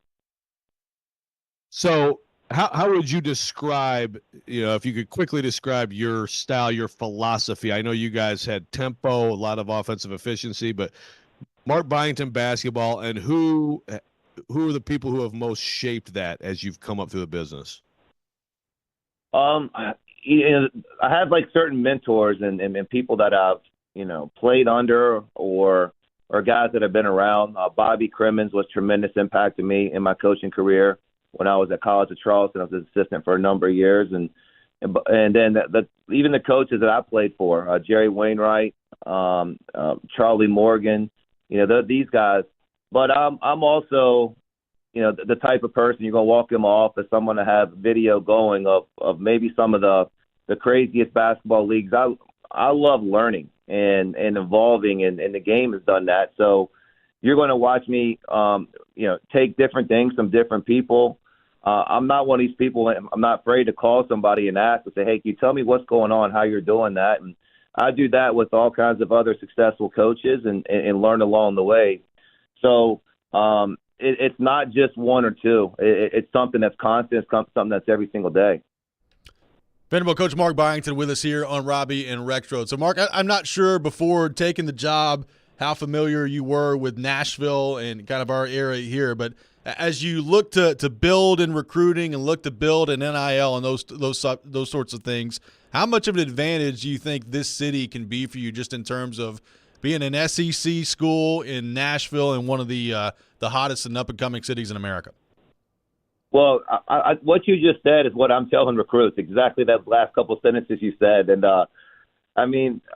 I think it's unbelievable. So you get a chance to come in and get one of the best educations possible. You get a chance to play in the SEC, and you get a chance to live in Nashville. I mean, that is a dream. That's a dream for anybody. And that's going to start. We're actually going to have recruits on campus this week, and then we go into what's called a dead period from Thursday to Thursday, with the Final Fours going on, and then we're going to have more coming after that.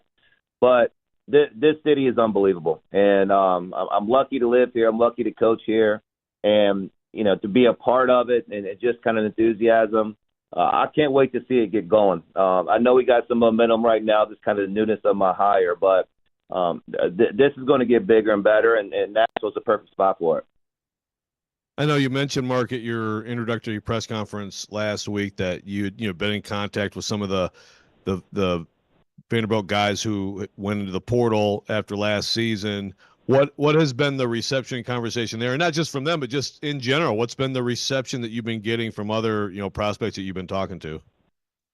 Well, first it's the young men that were on the team last year, and when you talk to them immediately, they love Vanderbilt, and they really don't want to leave. They just have a bond with this area and this team, and I think some of them have some unfinished business. But they're in a situation where a lot of people are approaching them and being looked at, and I think it's fair to kind of let them respect that process and go through it.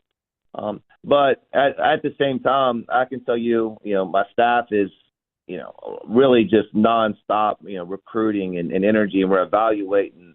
And the response that we've gotten from really high-level transfers has been great. Now, we got to get them here. We got to get them on a team. We got to land them. But a lot of times I think maybe in the past they wouldn't take the phone call. They're listening. They're excited about it, and we just got to get them here. I think anybody that comes here and visits and sees everything in person, I think they're going to commit. I think they're going to come. Well, Mark, we're really excited to see you get this thing going here. I appreciate so much you taking time to be with us this morning, and good luck moving forward. We'll talk to you soon. That sounds good. Thanks for having me again, guys. Absolutely. Vanderbilt head coach Mark Byington, our guest here on Robby and Rexrode. And Joe, it's going to be interesting. Obviously, it's a heck of a job he's got in front of him, trying to reinvigorate the program and build this roster back up to where it can compete on a consistent basis in the SEC. But he's got some energy. I'll give him that. I'm really looking forward to see how things go here for him. Yeah, well, and this last team that he coached at James Madison, I watched the first game of the college basketball season. They go into Michigan State and win that game, and I mean I'm watching that game. I'm like, that team's better than Michigan State. I don't think this is like some fluky game, and they carried that through an incredible season, and then really took it to Wisconsin in the NCAA tournament. So like the team building done with that roster and that team. Awfully impressive. And look, it's you don't know, you're changing leagues and levels and all that stuff. I mean, you don't know how things are going to go, but I think he brings up good points about some of the things that are advantages. And that's why I thought this job would be attractive, because the facilities don't matter as much as he said, but they still matter. Like, players want to have a great place to be able to do their daily business, and they have never had that really at Vanderbilt before now. 615-737-1025, our phone number. Coming up next, it's time for the Rex Rant with Joe Rexrode. You can check it out every morning here on the program. We'll do that next. Robby and Rexrode, 1025, 1063, the game.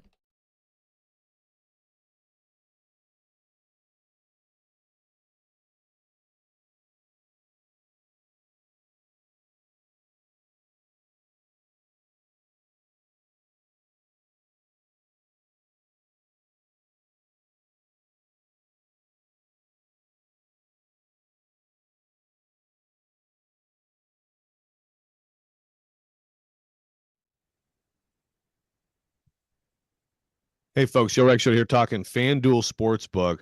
It's April 1st, and no fooling, this is an incredible time on the sports calendar. I mean, it's absolutely loaded. You've got the Final Four coming up. I mean, you've got tonight incredible Elite Eight games in the women's NCAA tournament. NBA playoffs are coming real soon. Major League Baseball has started. The Stanley Cup playoffs are coming. It's really a fantastic time of the year. And on FanDuel, new customers are going to get $200 in bonus bets with any winning $5 bet. Any bet, anything you want to do, point spreads, money lines, props, parlays, just anything you want to do. I'm sticking with Purdue, by the way, as my national champ. I know everybody thinks UConn's going to beat everybody by a million. I'm sticking with Purdue. Visit FanDuel.com/Joe102. Make that first bet a big win. FanDuel, America's #1 sportsbook, and you got to be 21 or older and present in Tennessee. First online minimum wager, only a $10 first deposit required. Bonus issued is not withdrawable. Bonus bets expire 7 days after receipt. See terms at sportsbet.fanduel.com. Gambling problem? Call the Tennessee Red Line, 800-889-9789.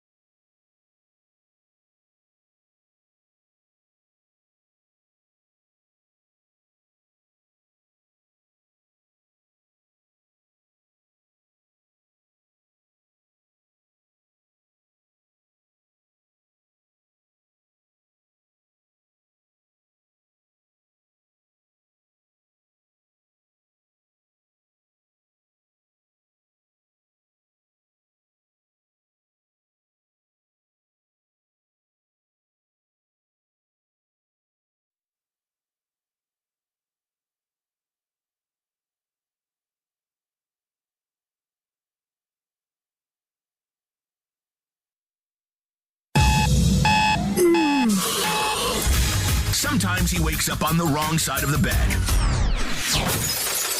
And sometimes he's just, well, Joe. Awkward moment, let's do it. This is the Rex Rant, now on Robby and Rexrode. You know, obviously they made some plays. We had a hard time staying in front of them. At the end of the day, I'm just sick and tired of our guys getting smashed down there.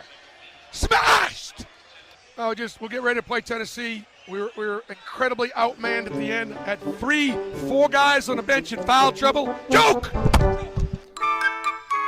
It is that time of the day, time for the Rex Rant with Joe Rexrode. You can check it out every morning here on the program, either the Rex Rant, the Rob Rant. Even Keyser got involved in one last week. It's a new time. Or nicked off. Nicked off. A new era here on the program. Joe Rexrode, without further ado, the floor is yours. So I'm going to get back into the officiating from yesterday with Tennessee, but I do quickly want to say, first of all, very excited about Iowa LSU in the women's Elite 8 tonight, and I think the numbers on that are going to be like crazy. So also we come off a weekend of the Washington Post story as a postscript for anybody who didn't see it. The Washington Post Kent Babb story and Kim Mulkey dropped, and if you didn't read it, it's exactly what I expected. It was a really good, well done, thorough story. It was fair. There was good things and there were bad things, certainly, about Kim Mulkey in there. And I think maybe was most ticked off that he went and tracked down, a dad and a sister who are estranged from her, and she doesn't talk to them anymore. And I'm just guessing, but it was a totally fair, good piece of journalism, and she completely overreacted and did a great job of hyping it. I was about to say, I don't really know what she was all that mad about, but yeah. Well, she didn't know. She didn't know it was going to be in it. She's just flipping out because she's contacting people. Yeah. But also, I will say on her behalf, she went nuts on this LA Times idiot column by Ben Bolch. And let me say, I mean, if anybody read it, the LA Times changed the wording, but what an idiot column by this guy. Just ridiculous. Dirty debutantes is what he called LSU, which I didn't actually know this, but apparently that's a porn series. So Great job, Ben Bolch. So she actually had a good point. I mean, it was bad. So she actually had a valid complaint against media this weekend too. So real quickly, Joe, I'm also looking forward to Iowa LSU, and I hope that the 3-point lines are the same distance on both sides of the court. That'd be good to see tonight. My gosh, what is? Oh, jeez, what the heck? That was a good rant on its own. But I want to. So remember, I think that I had this rant, did I not, Robbie? Going into the tournament in general terms, right? The rant of, please don't count up free throws and think that's some reflection on officiating because the game's exactly the same. You did, right? And so my guy Wes Rucker yesterday tweets out, it's like 81 free throws for the Boilers and 41 for the Vols in the 2 losses. They lost both games closely, and basically, then he asked Rick Barnes that question, the exact same thing. Said those numbers and laid that out there. And look, I just want to reiterate, guys. Purdue right now has the second most free throws in the country and the most by far in Power 5. Okay, they have 913 free throws this year, and Zach Edey has taken most of those. Their opponents have 519 free throws this year. So I need to ask this question, and I asked this in the column I wrote today. Do you think, because of course I looked at Wes's tweet, and of course I'm like, all right, I'll look at dimensions. And it's all just, yep, they just love the redemption story, and it's just a big conspiracy. I hope Rick has the courage to tell it like it is, that this is all a conspiracy. So again, think about the idea of a conspiracy so we can all watch Purdue. What a huge boon for the NCAA tournament to have Purdue play deep. Boiler up. Yeah. Or do you think maybe it's because you can't not foul that dude, or he'll just stand there and go like he's playing on a Nerf hoop, just dropping it in? you said it earlier, and so we'll bring it back. I agree with you. The idea that he committed one foul in that game is laughable. He should have been called for at least a couple more fouls, no doubt. I thought he walked once. Maybe there was a 3-second call or two they could have had to. So Rick Barnes was working the officials all day. He was working them, and that's another thing I saw from a lot of Vols, right? It's like, it's like a lot of, and it was true. I mean, Rick was constantly on the officials, but you know what? So was Matt Painter. He was whining the same amount. I mean, this is what coaches do, and in him, it's like, well, they just fouled him again. I mean, it's really hard to officiate. It's really hard to officiate, but like this, Tennessee yesterday, I mean, other than in transition, like Connect got going to the hole a couple times in transition, right? Other than that, what did they do? They shot jump shots. How are you going to force people to foul you if that's what you do? You're not. And they played an efficient game. They had a chance to win. They shot great. They got great shots, all that stuff. But they shot jump shots, guys. Purdue did not have to foul Tennessee. Tennessee had to foul Purdue. And this idea of just counting up free throws and fouls is so freaking stupid. It really drives me crazy. So it was already a rant going into the tournament, and I knew even going to the game yesterday, like, oh man, whatever happens, if they lose, I mean, I can tell you what the free throw disparity will be. It'll be huge. It's always huge when you play against Zach Edey. Like, how can we not understand this? And then we're trying to talk about these numbers like it's like all things are equal. All things are not even close to equal. Purdue did not have to foul Tennessee for any reason. So I guess we begin and close the tournament with that. And I just want us all to just have a better conversation about those numbers, because like they just usually have something to do with style of play and what one team is doing, not just that, oh, it's all the same basketball game. Oh, you had more than you. That's bad reffing. No. It's just very frustrating. Yeah, like, the free throw stuff is inconsequential to me when it comes to that. I mean, you laid it out pretty well there. I mean, I would go back if you're a Tennessee fan and watch most of the foul calls that were called on Edey's behalf that sent him to the line. I mean, they're fouls, right? But that's like you said, you have to foul that guy. Otherwise, he's just going to go right over the top of you and slam the ball down your throat, and then that's what he's going to do all game. I mean, Purdue is really good. One thing I'll say for them, they are really good at finding different ways to get him the ball in great position. I mean, they find a way to get him the ball in really good position where he's an absolute load to deal with. He gets it deep in the paint. Look, there's no question about it. There are probably a few times in that game where they missed 3-second calls. I mean, and look, I think they give people a little bit of the benefit of the doubt anyway on that call, but I think they certainly gave it to Edey some yesterday. As you said, the idea, not only just in a game that he plays the whole time in, but particularly in a game that's that physical, the idea that he walked away with one foul that he committed in the game is laughable to me yesterday. So if you're a Tennessee fan that's upset with that, I think you have a valid gripe. But, like, go watch some of the plays where Tennessee's defending him. Most of them were absolutely fouls. And quite frankly, Joe, there were probably a few more – not probably, there were a few more that could have been called that they didn't call on Tennessee. Yeah, I mean, you have to foul them to try to move them out of there. And they called a couple of, like, like battling for position fouls on Awaka and Adu early in the second. I'm like, well, if they're going to call that the rest of the half, then they're going to foul their whole team out real fast. Yeah. And then they stopped calling it. It was almost like okay, let's remind you guys that like you are hammering him, and now we'll go back to you can hammer him. Look, like I got, of course, into some beef with some Vol Twitterers yesterday when I posted my column about this. And of course, I love the whole, like, here's a still shot, of him hammer, like I wrote that he hit a walk in the face. That should have been a foul. They missed it, no doubt. But there was like one of the pictures they threw at me was like him like jumping over Josiah's back on a jump ball. Let me tell you about yesterday. They had however many jump balls in every single case on both teams. Whoever had the ball on the ground, the person on the other team jumped on them and hit them like it was a freaking football game in the like at the goal line, and they just called jump ball. I mean, like it happened every time. So it was a, Josiah said the day before it's going to be a bloodbath. It was incredibly physical, and it's just, with him, it is really, look, good for him and all he's done, and I hope they go win it all.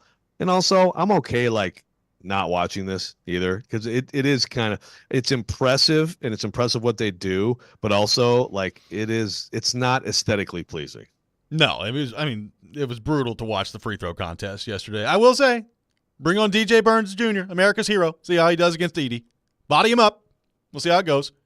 I'm excited. I'm ready for it. I am too. 615-737-1025, our phone number. Coming up next, we'll be joined by Corey Curtis from News 2. We'll get his thoughts on the NCAA tournament, the Preds in action this week, and the Titans with the draft later this month. Joe, we've made it to draft month here on the program. We're here. It's April, finally. Mock drafts every day. Let's do it. It's a very exciting time. Corey Curtis up next. Robby and Rexrode, 102.5, 106.3 The Game.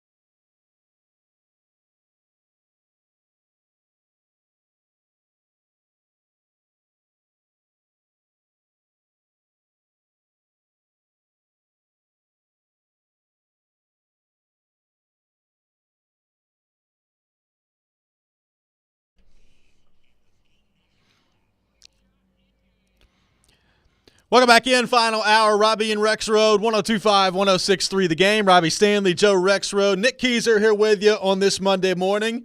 And as we do every Monday morning at 8 o'clock, we go to our 102.5 The Game phone line, driven by WilsonCountyHyundai.com. And welcome in our friend Corey Curtis from News 2, brought to you by Tennessee Men's Clinic. Corey, good morning. How are you? I am perfectly adequate today. How are you guys today? I am slightly more perfectly adequate. Slightly more perfectly. Nice. Just slightly. Maybe a little less. Maybe Joe's a little less. It evens out.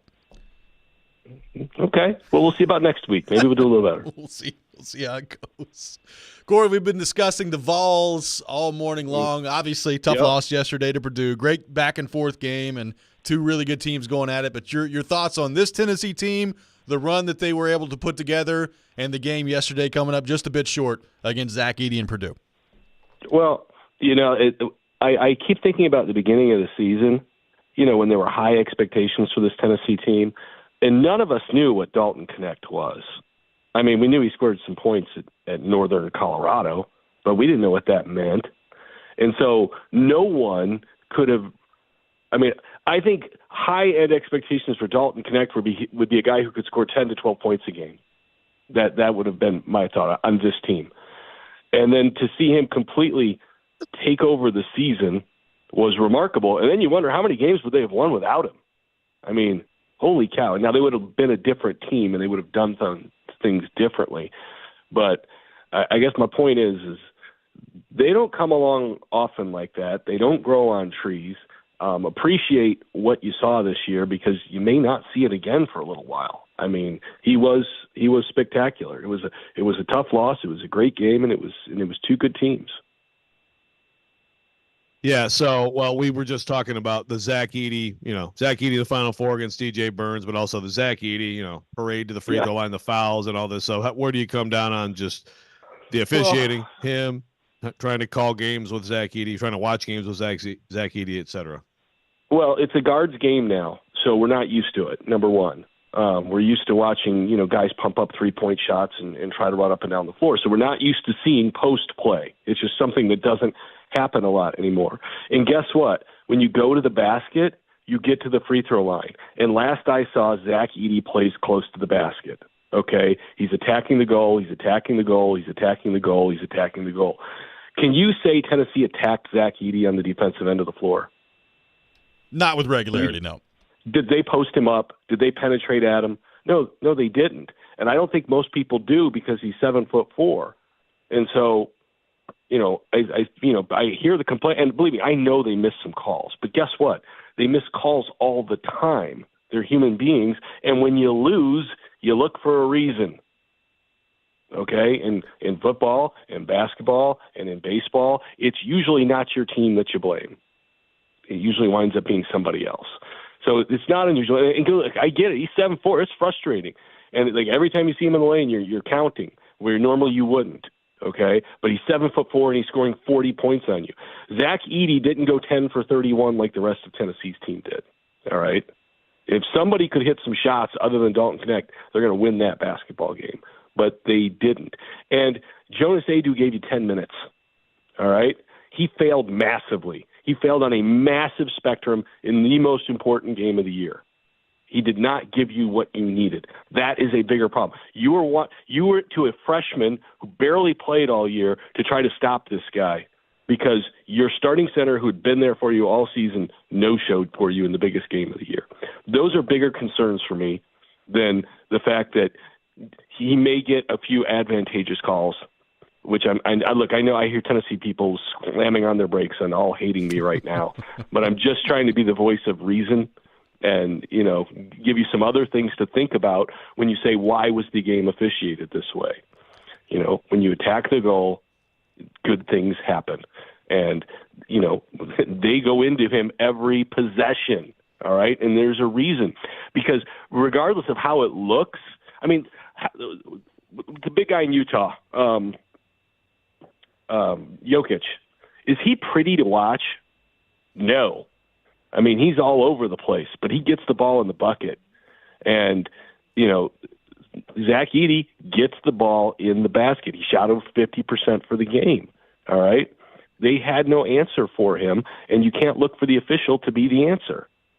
Corey, on the Preds front, obviously they rolled through the 18-game point streak. It's come to an end. They've lost 2 in a row, and they've given up 15 goals in the last 2 games. Now, they've had 2-goal leads in both of those games, and I actually thought for about 35 minutes they were right in there with Colorado on Saturday. But your concern level on what you've seen from them the last 2 games, is there concern, or do you feel like it's 2 games, you brush it under the rug, and we'll see what they do this week?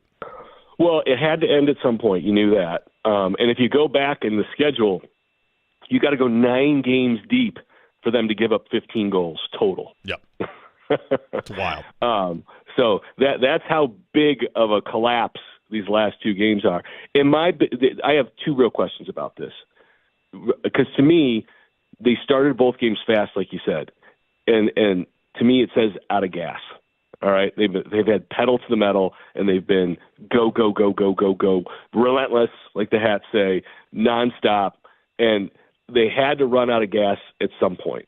So I think they've kind of hit a point where they got to refuel, and they got to get their skates back underneath them and get going again. Because I think it was inevitable that they would hit kind of this point. Now, how long does this point go? How long does it take them to get their legs back underneath them? And this is my guess. Like, look. Coach Burnett might say that guy on the radio is an idiot. I mean, he wouldn't be the first one, but but that would be what my guess. I mean, when you go 45 days or whatever it was without losing, all right, playing the way they playing the way they play, you're waiting to say, when do they run out of gas? And it's not just gas physically; it's emotionally, mentally. Sometimes you just got. I'm 53 years old. I take a 10-minute nap twice a day now. All right. My streaks are a lot shorter than theirs, but sometimes you just need that little pause and that little break. And so I don't think they're going to forget how to play. I don't think they've forgotten how to play.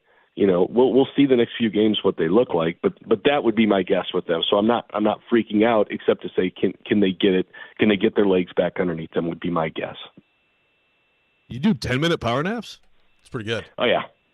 I don't have time for more. And those work for you. That's impressive. They do.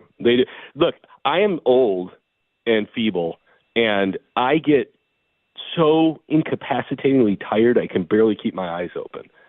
And I just close them for 10 minutes, and I wake up, and I'm a new person. I don't know how to explain it. Wow. Well, when you take these little naps, do you dream up a Titans mock draft in your head? No. I dream about coffee and donuts with Robby and Joe. Are you excited? What now a dream that is. Yes. Are you excited now, though, that Robby brought it up earlier in the show? It's April. It's April 1. Yeah. No joking around, but that here we are. We are in draft month.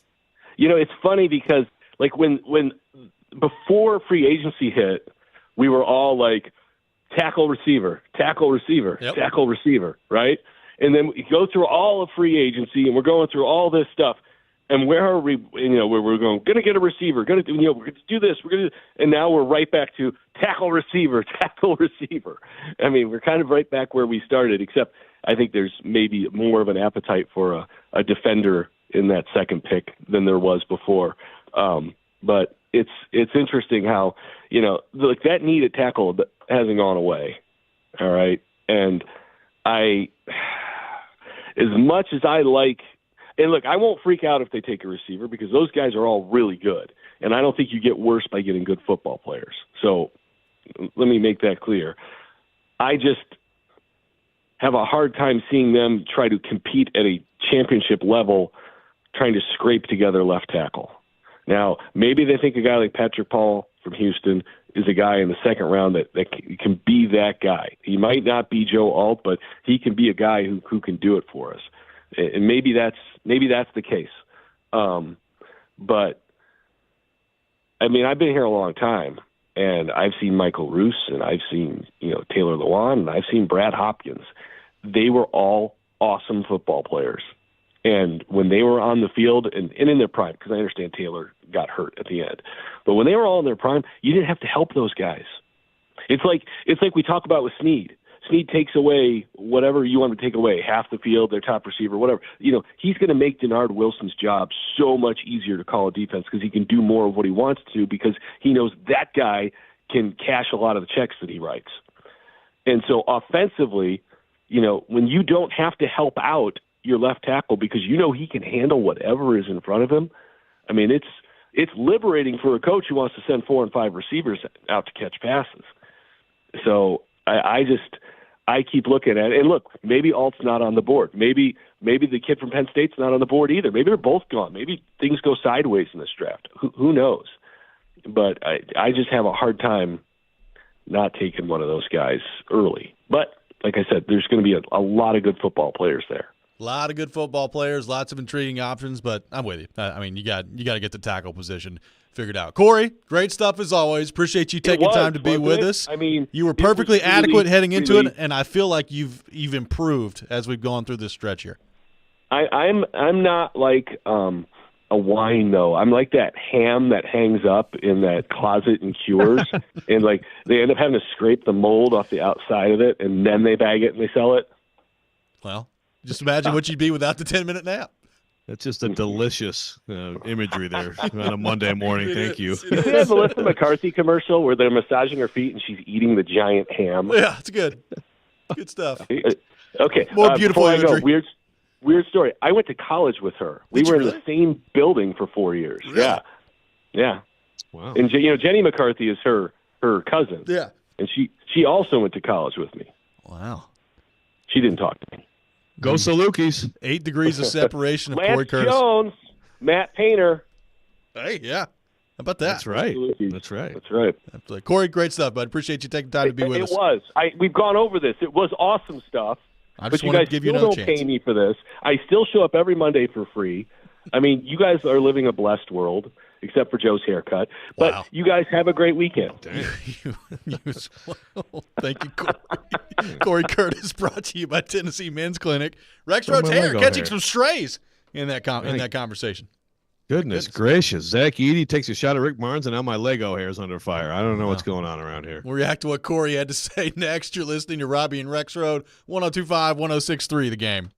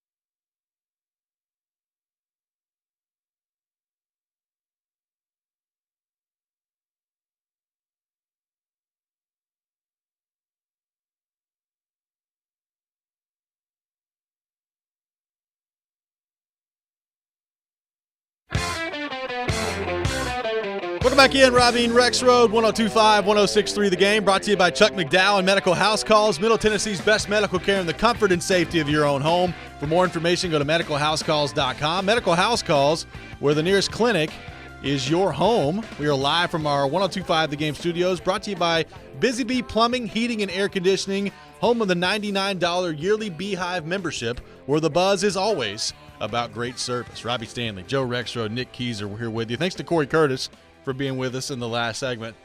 Joe, it is April Fool's Day. You have to be careful today of all days on social media for what you believe out there. Florida Atlantic football put this out there earlier, FAU football on Twitter. Okay. Says, where better to host this year's Battle of the Coast than off the coast of the Atlantic Ocean? The game versus USF will be played in the Atlantic Ocean aboard an aircraft carrier, a first in college football history. Listing the date is Friday, November 1st at 8 o'clock at night. And Keyser, believe me, correct me if I'm wrong, but you originally fell for this, right? You thought the football game was being played. He sent it to us. Originally, yes. Football game was being played in the dark on an aircraft carrier in the ocean. Right. But I realized it, then I sent it to you guys. Yeah. Just to see. But hey, this is about Joe's Lego hair. Yeah, that's right. Yeah. Well, by the way, we can get to that, but I have covered a basketball game on an aircraft carrier. That's actually happened. happen. That's happened a few times. But the football game in the dark on an aircraft carrier would be something to behold. Like, you imagine, pass goes a little bit awry, goes off the sideline. Well, we've lost Johnny. He's fell off the aircraft carrier. Somebody go get him. Life vest. Yeah, the football field might be a little big, might be a little bit too close to the edges there. I guess, like, for lights, you could have. I mean, you can have lights. Sure. Have some helicopters hovering above, spotlights. Hey, man, when Nick sent it to us, I was like, oh, well, that's weird. Well, but how okay. about that? Yeah. Football in an aircraft carrier. I bought it. Yeah. So I'm sure there's some. I've seen there's stuff out there I know from different teams about guys getting the transfer portal that are fake today too, but nothing as creative as that one that I've seen. Yeah, just be careful out there today. It's okay. Yes. Just be careful out there today. Nate on the text line, Joe. Saying that the country loves Zach Edey and the DJ Burns is going to foul out because they're going to do everything they could possibly do to get Purdue in the championship. Do you believe that the nation is now pulling for Purdue and Zach Edey in this basketball team? My God, no. Who? Like, Purdue fans. Like, I mean, first of all, anybody, and I appreciate Purdue because Purdue is a great team, and it's not just even. Look, I thought Braden Smith was really good yesterday, and Lawyer is a very good player, and they got some. Lance Jones hit the biggest shot of the game, that three. One of the 3 threes they made. They're a very good team. Matt Painter's a very likable coach, but no, I don't really like watching the basketball. It's not enjoyable. DJ Burns, you would talk about the country and who they love and who they'd want to win. It's NC State, man. Yeah. It's not even close. Like, Burns is fun, and they're a fun team. It's a crazy Cinderella story. It's the first Final Four since '83. My favorite tournament of all time. Basically, what made me love sports. That NC State team. No, the country doesn't absolutely love Edey or want to do anything to get. Where does this come from? Like, why would people think this? I don't know, man. He gets a lot of fouls called. I mean, maybe it comes back to that. Yeah, again, he's incredibly impressive. It's an incredible advantage for Purdue, and good for him. If you watch Zach Edey earlier in his career, he's worked so hard in his lateral movement. Like, I thought he was not going to be an NBA player. But I mean, he'll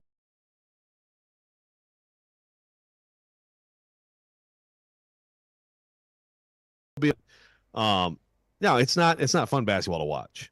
This is not Purdue getting there. Is not some big ratings gold or some this is it's like the team that lost to the 16 last year, so it could be a Virginia-like story. But why that is not needed.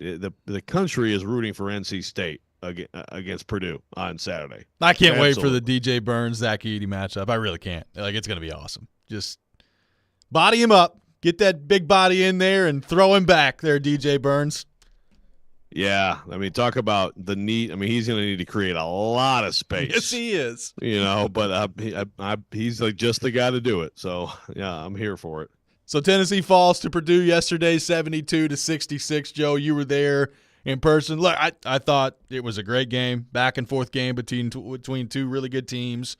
You know, we've talked about the officiating and the free throw discrepancy and all that. But overall, I just thought a really good game. Tennessee went on their run in the first half. Purdue responded. It looked like for a minute in the second half that Purdue was about to run away with it, and then Tennessee responded, and then just a few more plays made by Purdue down the stretch, couple of big shots made, and, of course, you know, Edey continuing to get to the line. And Dalton Connect had a couple of good looks down the stretch and just couldn't get them to go for him. He finished with 37. So really an all-time back-and-forth performance between Edey with 40 and Connect with 37. But Purdue just a little bit too much in the end for Tennessee, and their season comes to an end.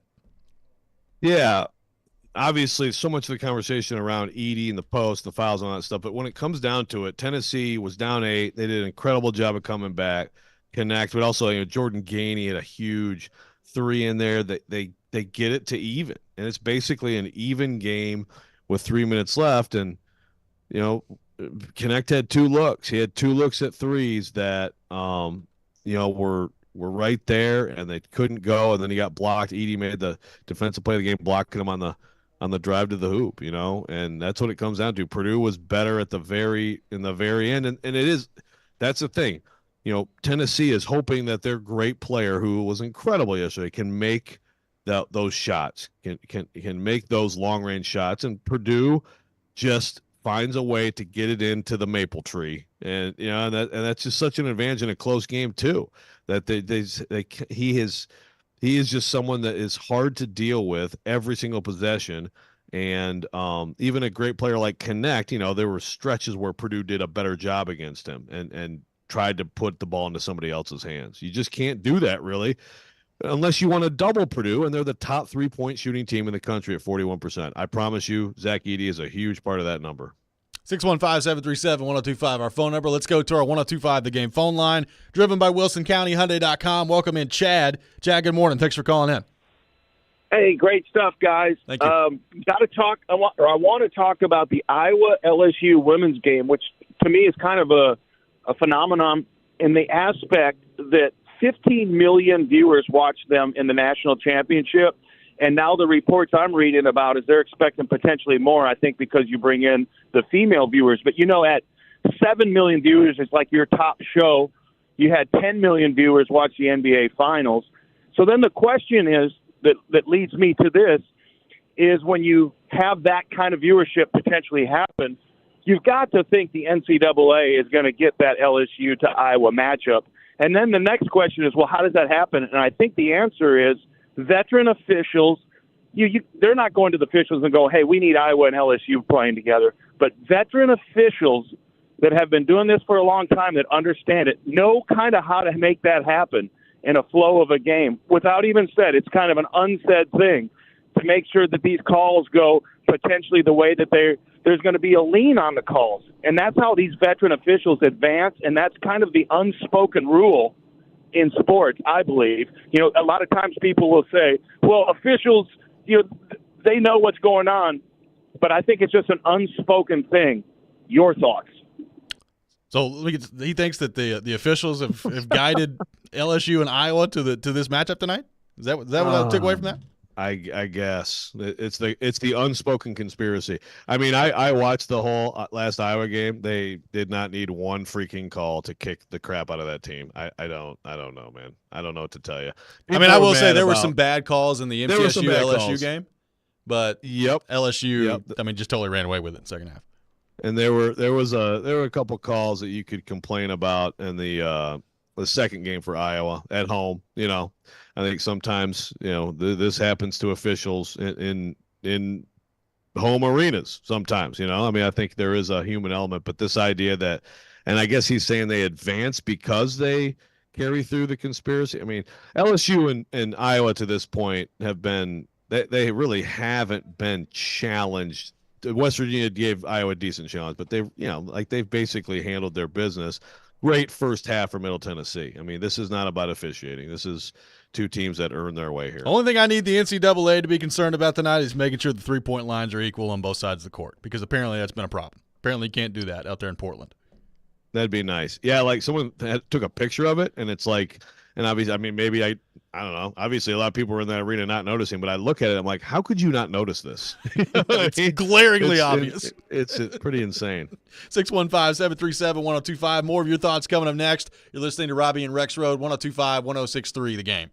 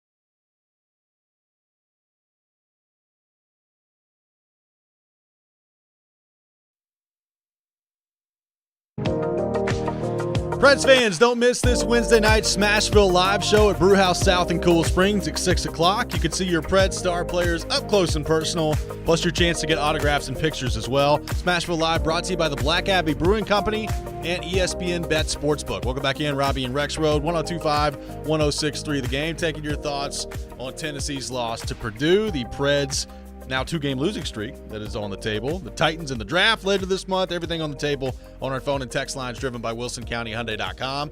Let's go to our 102.5 The Game phone line and welcome in Kyle in Shelbyville. Kyle, good morning. Thanks for calling in.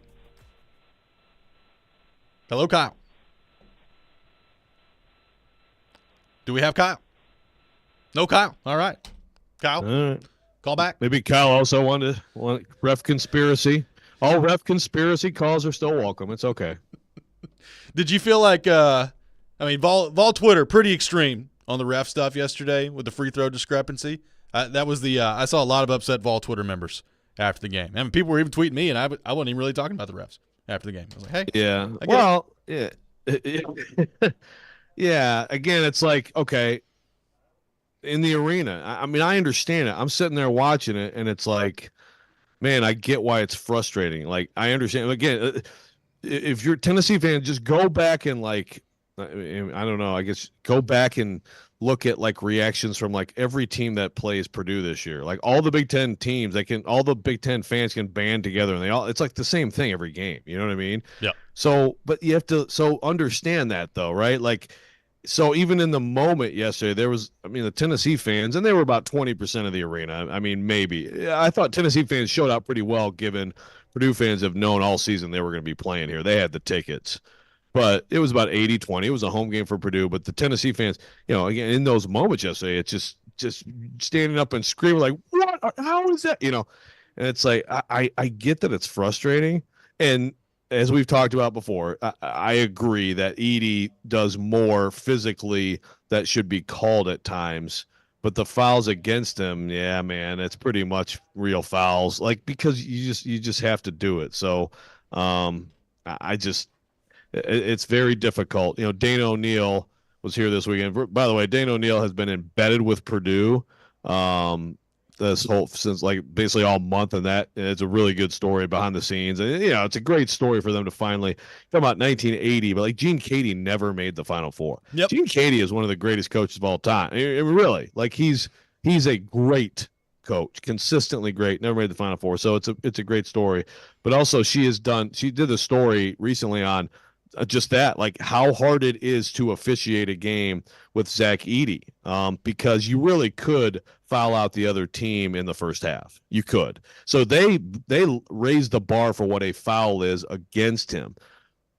So Tennessee fouled him way more than 16 times yesterday, But I agree that he fouled too. He fouled, and there were a couple. There was a travel I thought that they missed that was pretty bad. He really shuffled the feet and then went in off the glass. So I get all that, but the idea that that Purdue, they're a great team, but they are not in any way to the TV people. Ask the TV people if they're excited about Purdue doing this stuff. The TV, if anything, the TV people are slipping hundreds of the refs to get them out of this thing, and it's just not working. Let's go back to our 102.5 The Game phone line. I believe we have Kyle in Shelbyville. Kyle, are you there? Okay, just making sure I'm not on mute. I'm not on mute, right? He's there. Welcome in, Kyle. Okay, sorry. All right. Well, the biggest two needs, in my opinion, of course, left tackle, but right tackle as well. And TD and Jared seem to be pretty concerned about pass rusher, too. Jared's starting to come along my way, though. I like Joe Alt, of course, at the first round. In the second round, you're looking at Arden Key and Weaver. Do you want to replace those guys with a good pass rusher, or do you want to replace NPF? What's the worst, NPF giving up a sack and getting Will Levis hurt for the season, or Key giving up the edge and getting a 15-yard run? I can live with that. I can't live with Will on the sidelines. So that's just where I'm at. What do y'all think? Yep, thanks for the call. One thing that is interesting to think about, Joe, could they go tackle? Could they go left tackle at 7? Could they go right tackle at 38? I know that would be probably the most boring outcome imaginable for many Titans fans, but obviously they need help at both spots. So could they go tackle with left tackle at 7, right tackle at 38? Yeah, I wouldn't hate it. Certainly there are other needs, but then you would be talking about, you'd be talking about both tackles and a center on rookie deals, and obviously they have to be good. But if you made good choices, to have three positions locked in with potentially really good players on rookie deals. You're paying a center, and then we'll see with right guard when there's different options there. But man, all of a sudden that's something to grow with, for sure with that offense. The concern to me would be especially defense, not addressing defense at all for this year. So I think a move like that is, first of all, you go with your big board, and if it works out that way, then I don't hate that idea. But a move like that feels more like this is an in-between year. It's like this is the offense. You can do as much as you can to figure out the offense and Will Levis and everything, and it's going to leave the defense wanting for some difference makers for sure if that's how it goes.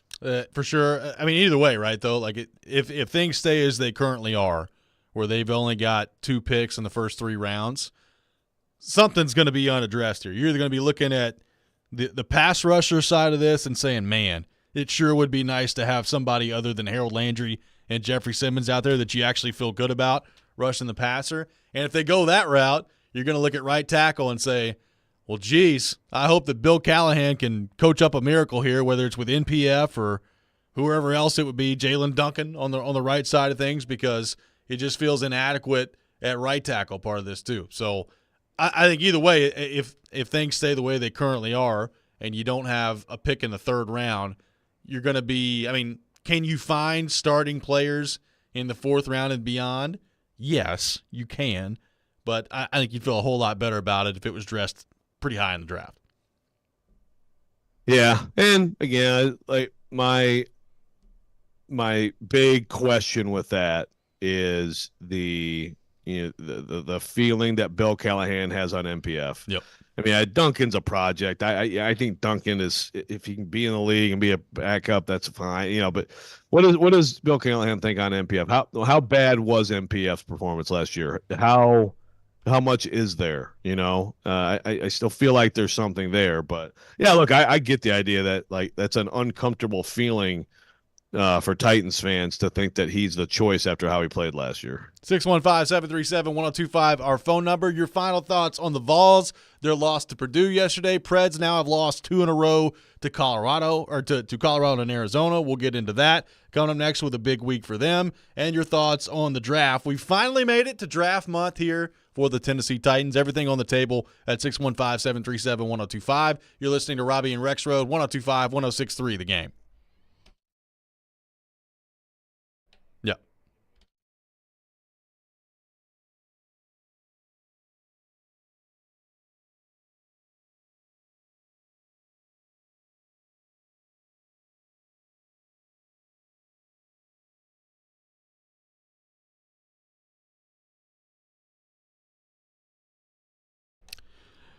Hey, Robbie Stanley here. It's that time of year. Baseball is back. Dingers, blasts, moonshots, whatever you call them. Everybody loves a home run. And with FanDuel's Dinger Tuesdays, you can love them even more. That's right. Dinger Tuesdays are back for another season on America's #1 sportsbook. Just bet on a player to hit a home run, and FanDuel will give you $5 in bonus bets for every home run hit during that game. As if you needed another reason to love the long ball. Look, I've told you, I think the Braves are going to have a big year.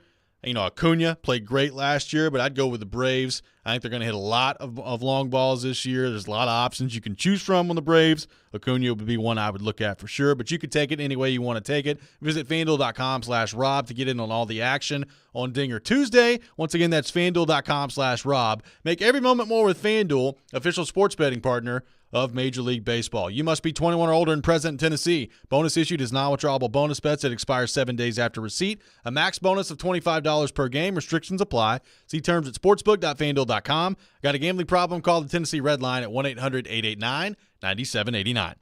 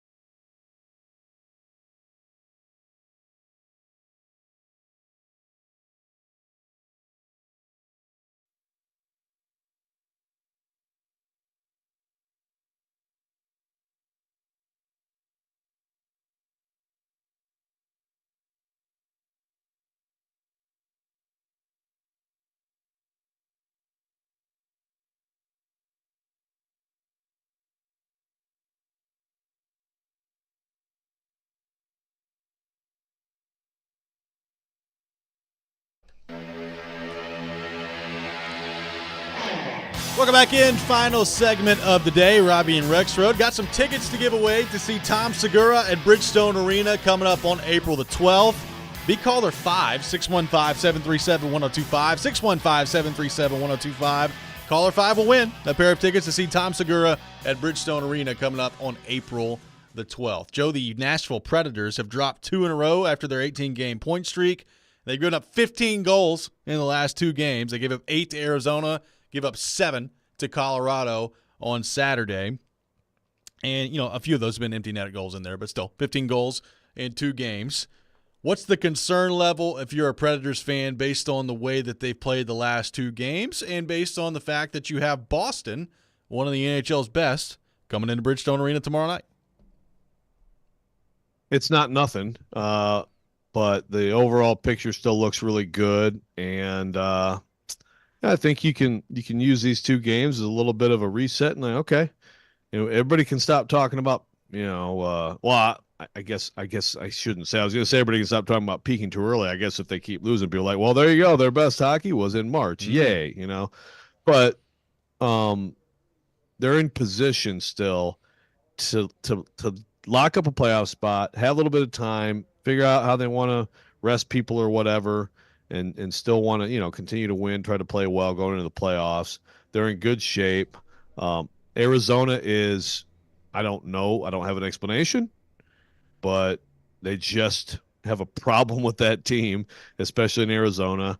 And the Colorado game went totally sideways when you get a match penalty on Ryan McDonough and you're playing with 5D for the rest of the game. And so both of those games, they started well. They had leads. They had 2-goal leads, right, in both games. Correct. So it's not like they're playing no good hockey right now. They just have to tighten things up in the D zone, and they have to use their tighten up. Yes, tighten and up. they have to use their building to their advantage, and hopefully for them, their building is ready to kind of get back to what it's been lately and responding to how well they've been playing. Well, like I said earlier, the good news for them on Saturday, even though you lost, you're up 4-2 in the second period, you're feeling good about things, and it kind of unraveled after the McDonough play, but you lose the game to Colorado. The good news is, like, the teams that can directly threaten your playoff spot in terms of making the playoffs did not do well for themselves. So St. Louis totally blew the moment and lost 4-0 to the San Jose Sharks. Like, the San Jose Sharks have been the anti-Nashville Predators over the last couple of months here, where the Preds felt like they couldn't lose a game, and then the Sharks could not win a game. It's wild that St. Louis lost that game. St. Louis 4-0 at home, losing to the San Jose Sharks. That's a tough one. Minnesota did the old thing where they pulled the goalie in overtime again, trying to go for the extra point, and they end up getting an empty net goal scored on them, so they lose out on a point. So Minnesota, for all intents and purposes, Joe, is done. At least as it relates to chasing the Predators down. Like, the Predators are at 90 points. Minnesota's at 79, and there's less than 10 games left. That'd be a heck of a run over the next – it'd be a heck of a collapse, number one. Heck of a run for Minnesota to get there. So if you're a Predators fan, you're probably looking back at Minnesota right now, not overly concerned. You do play St. Louis this week, and they play tonight against Edmonton. So if they win tonight against Edmonton and you lose against Boston, St. Louis is going to be at 84 points. You'll still be at 90. And if they're able to beat you Thursday, all of a sudden they're 4 points back of you. So that's a lot of things that have to happen. But if you're the Predators right now, St. Louis is really the one team that you're looking behind you and saying, all right, in terms of threatening us making the playoffs, it's really the Blues right now. So a big week for them. Yeah, absolutely. That all those things. Now you're talking about a 4-game streak, and the lead is evaporating. And it's sound the panic alarms for sure if that happens. The flip side of that, you can basically end it this week. So it's actually amazing to think of the swing in outcomes this week on 2 games. Well, that's the thing. Like, St. Louis plays Edmonton tonight, Edmonton's playing really well. So if Edmonton wins in regulation and then you beat Boston tomorrow if you're the Predators, well, you got a chance to take St. Louis out of it on Thursday. You'd be at 92 points. They'd be at 82.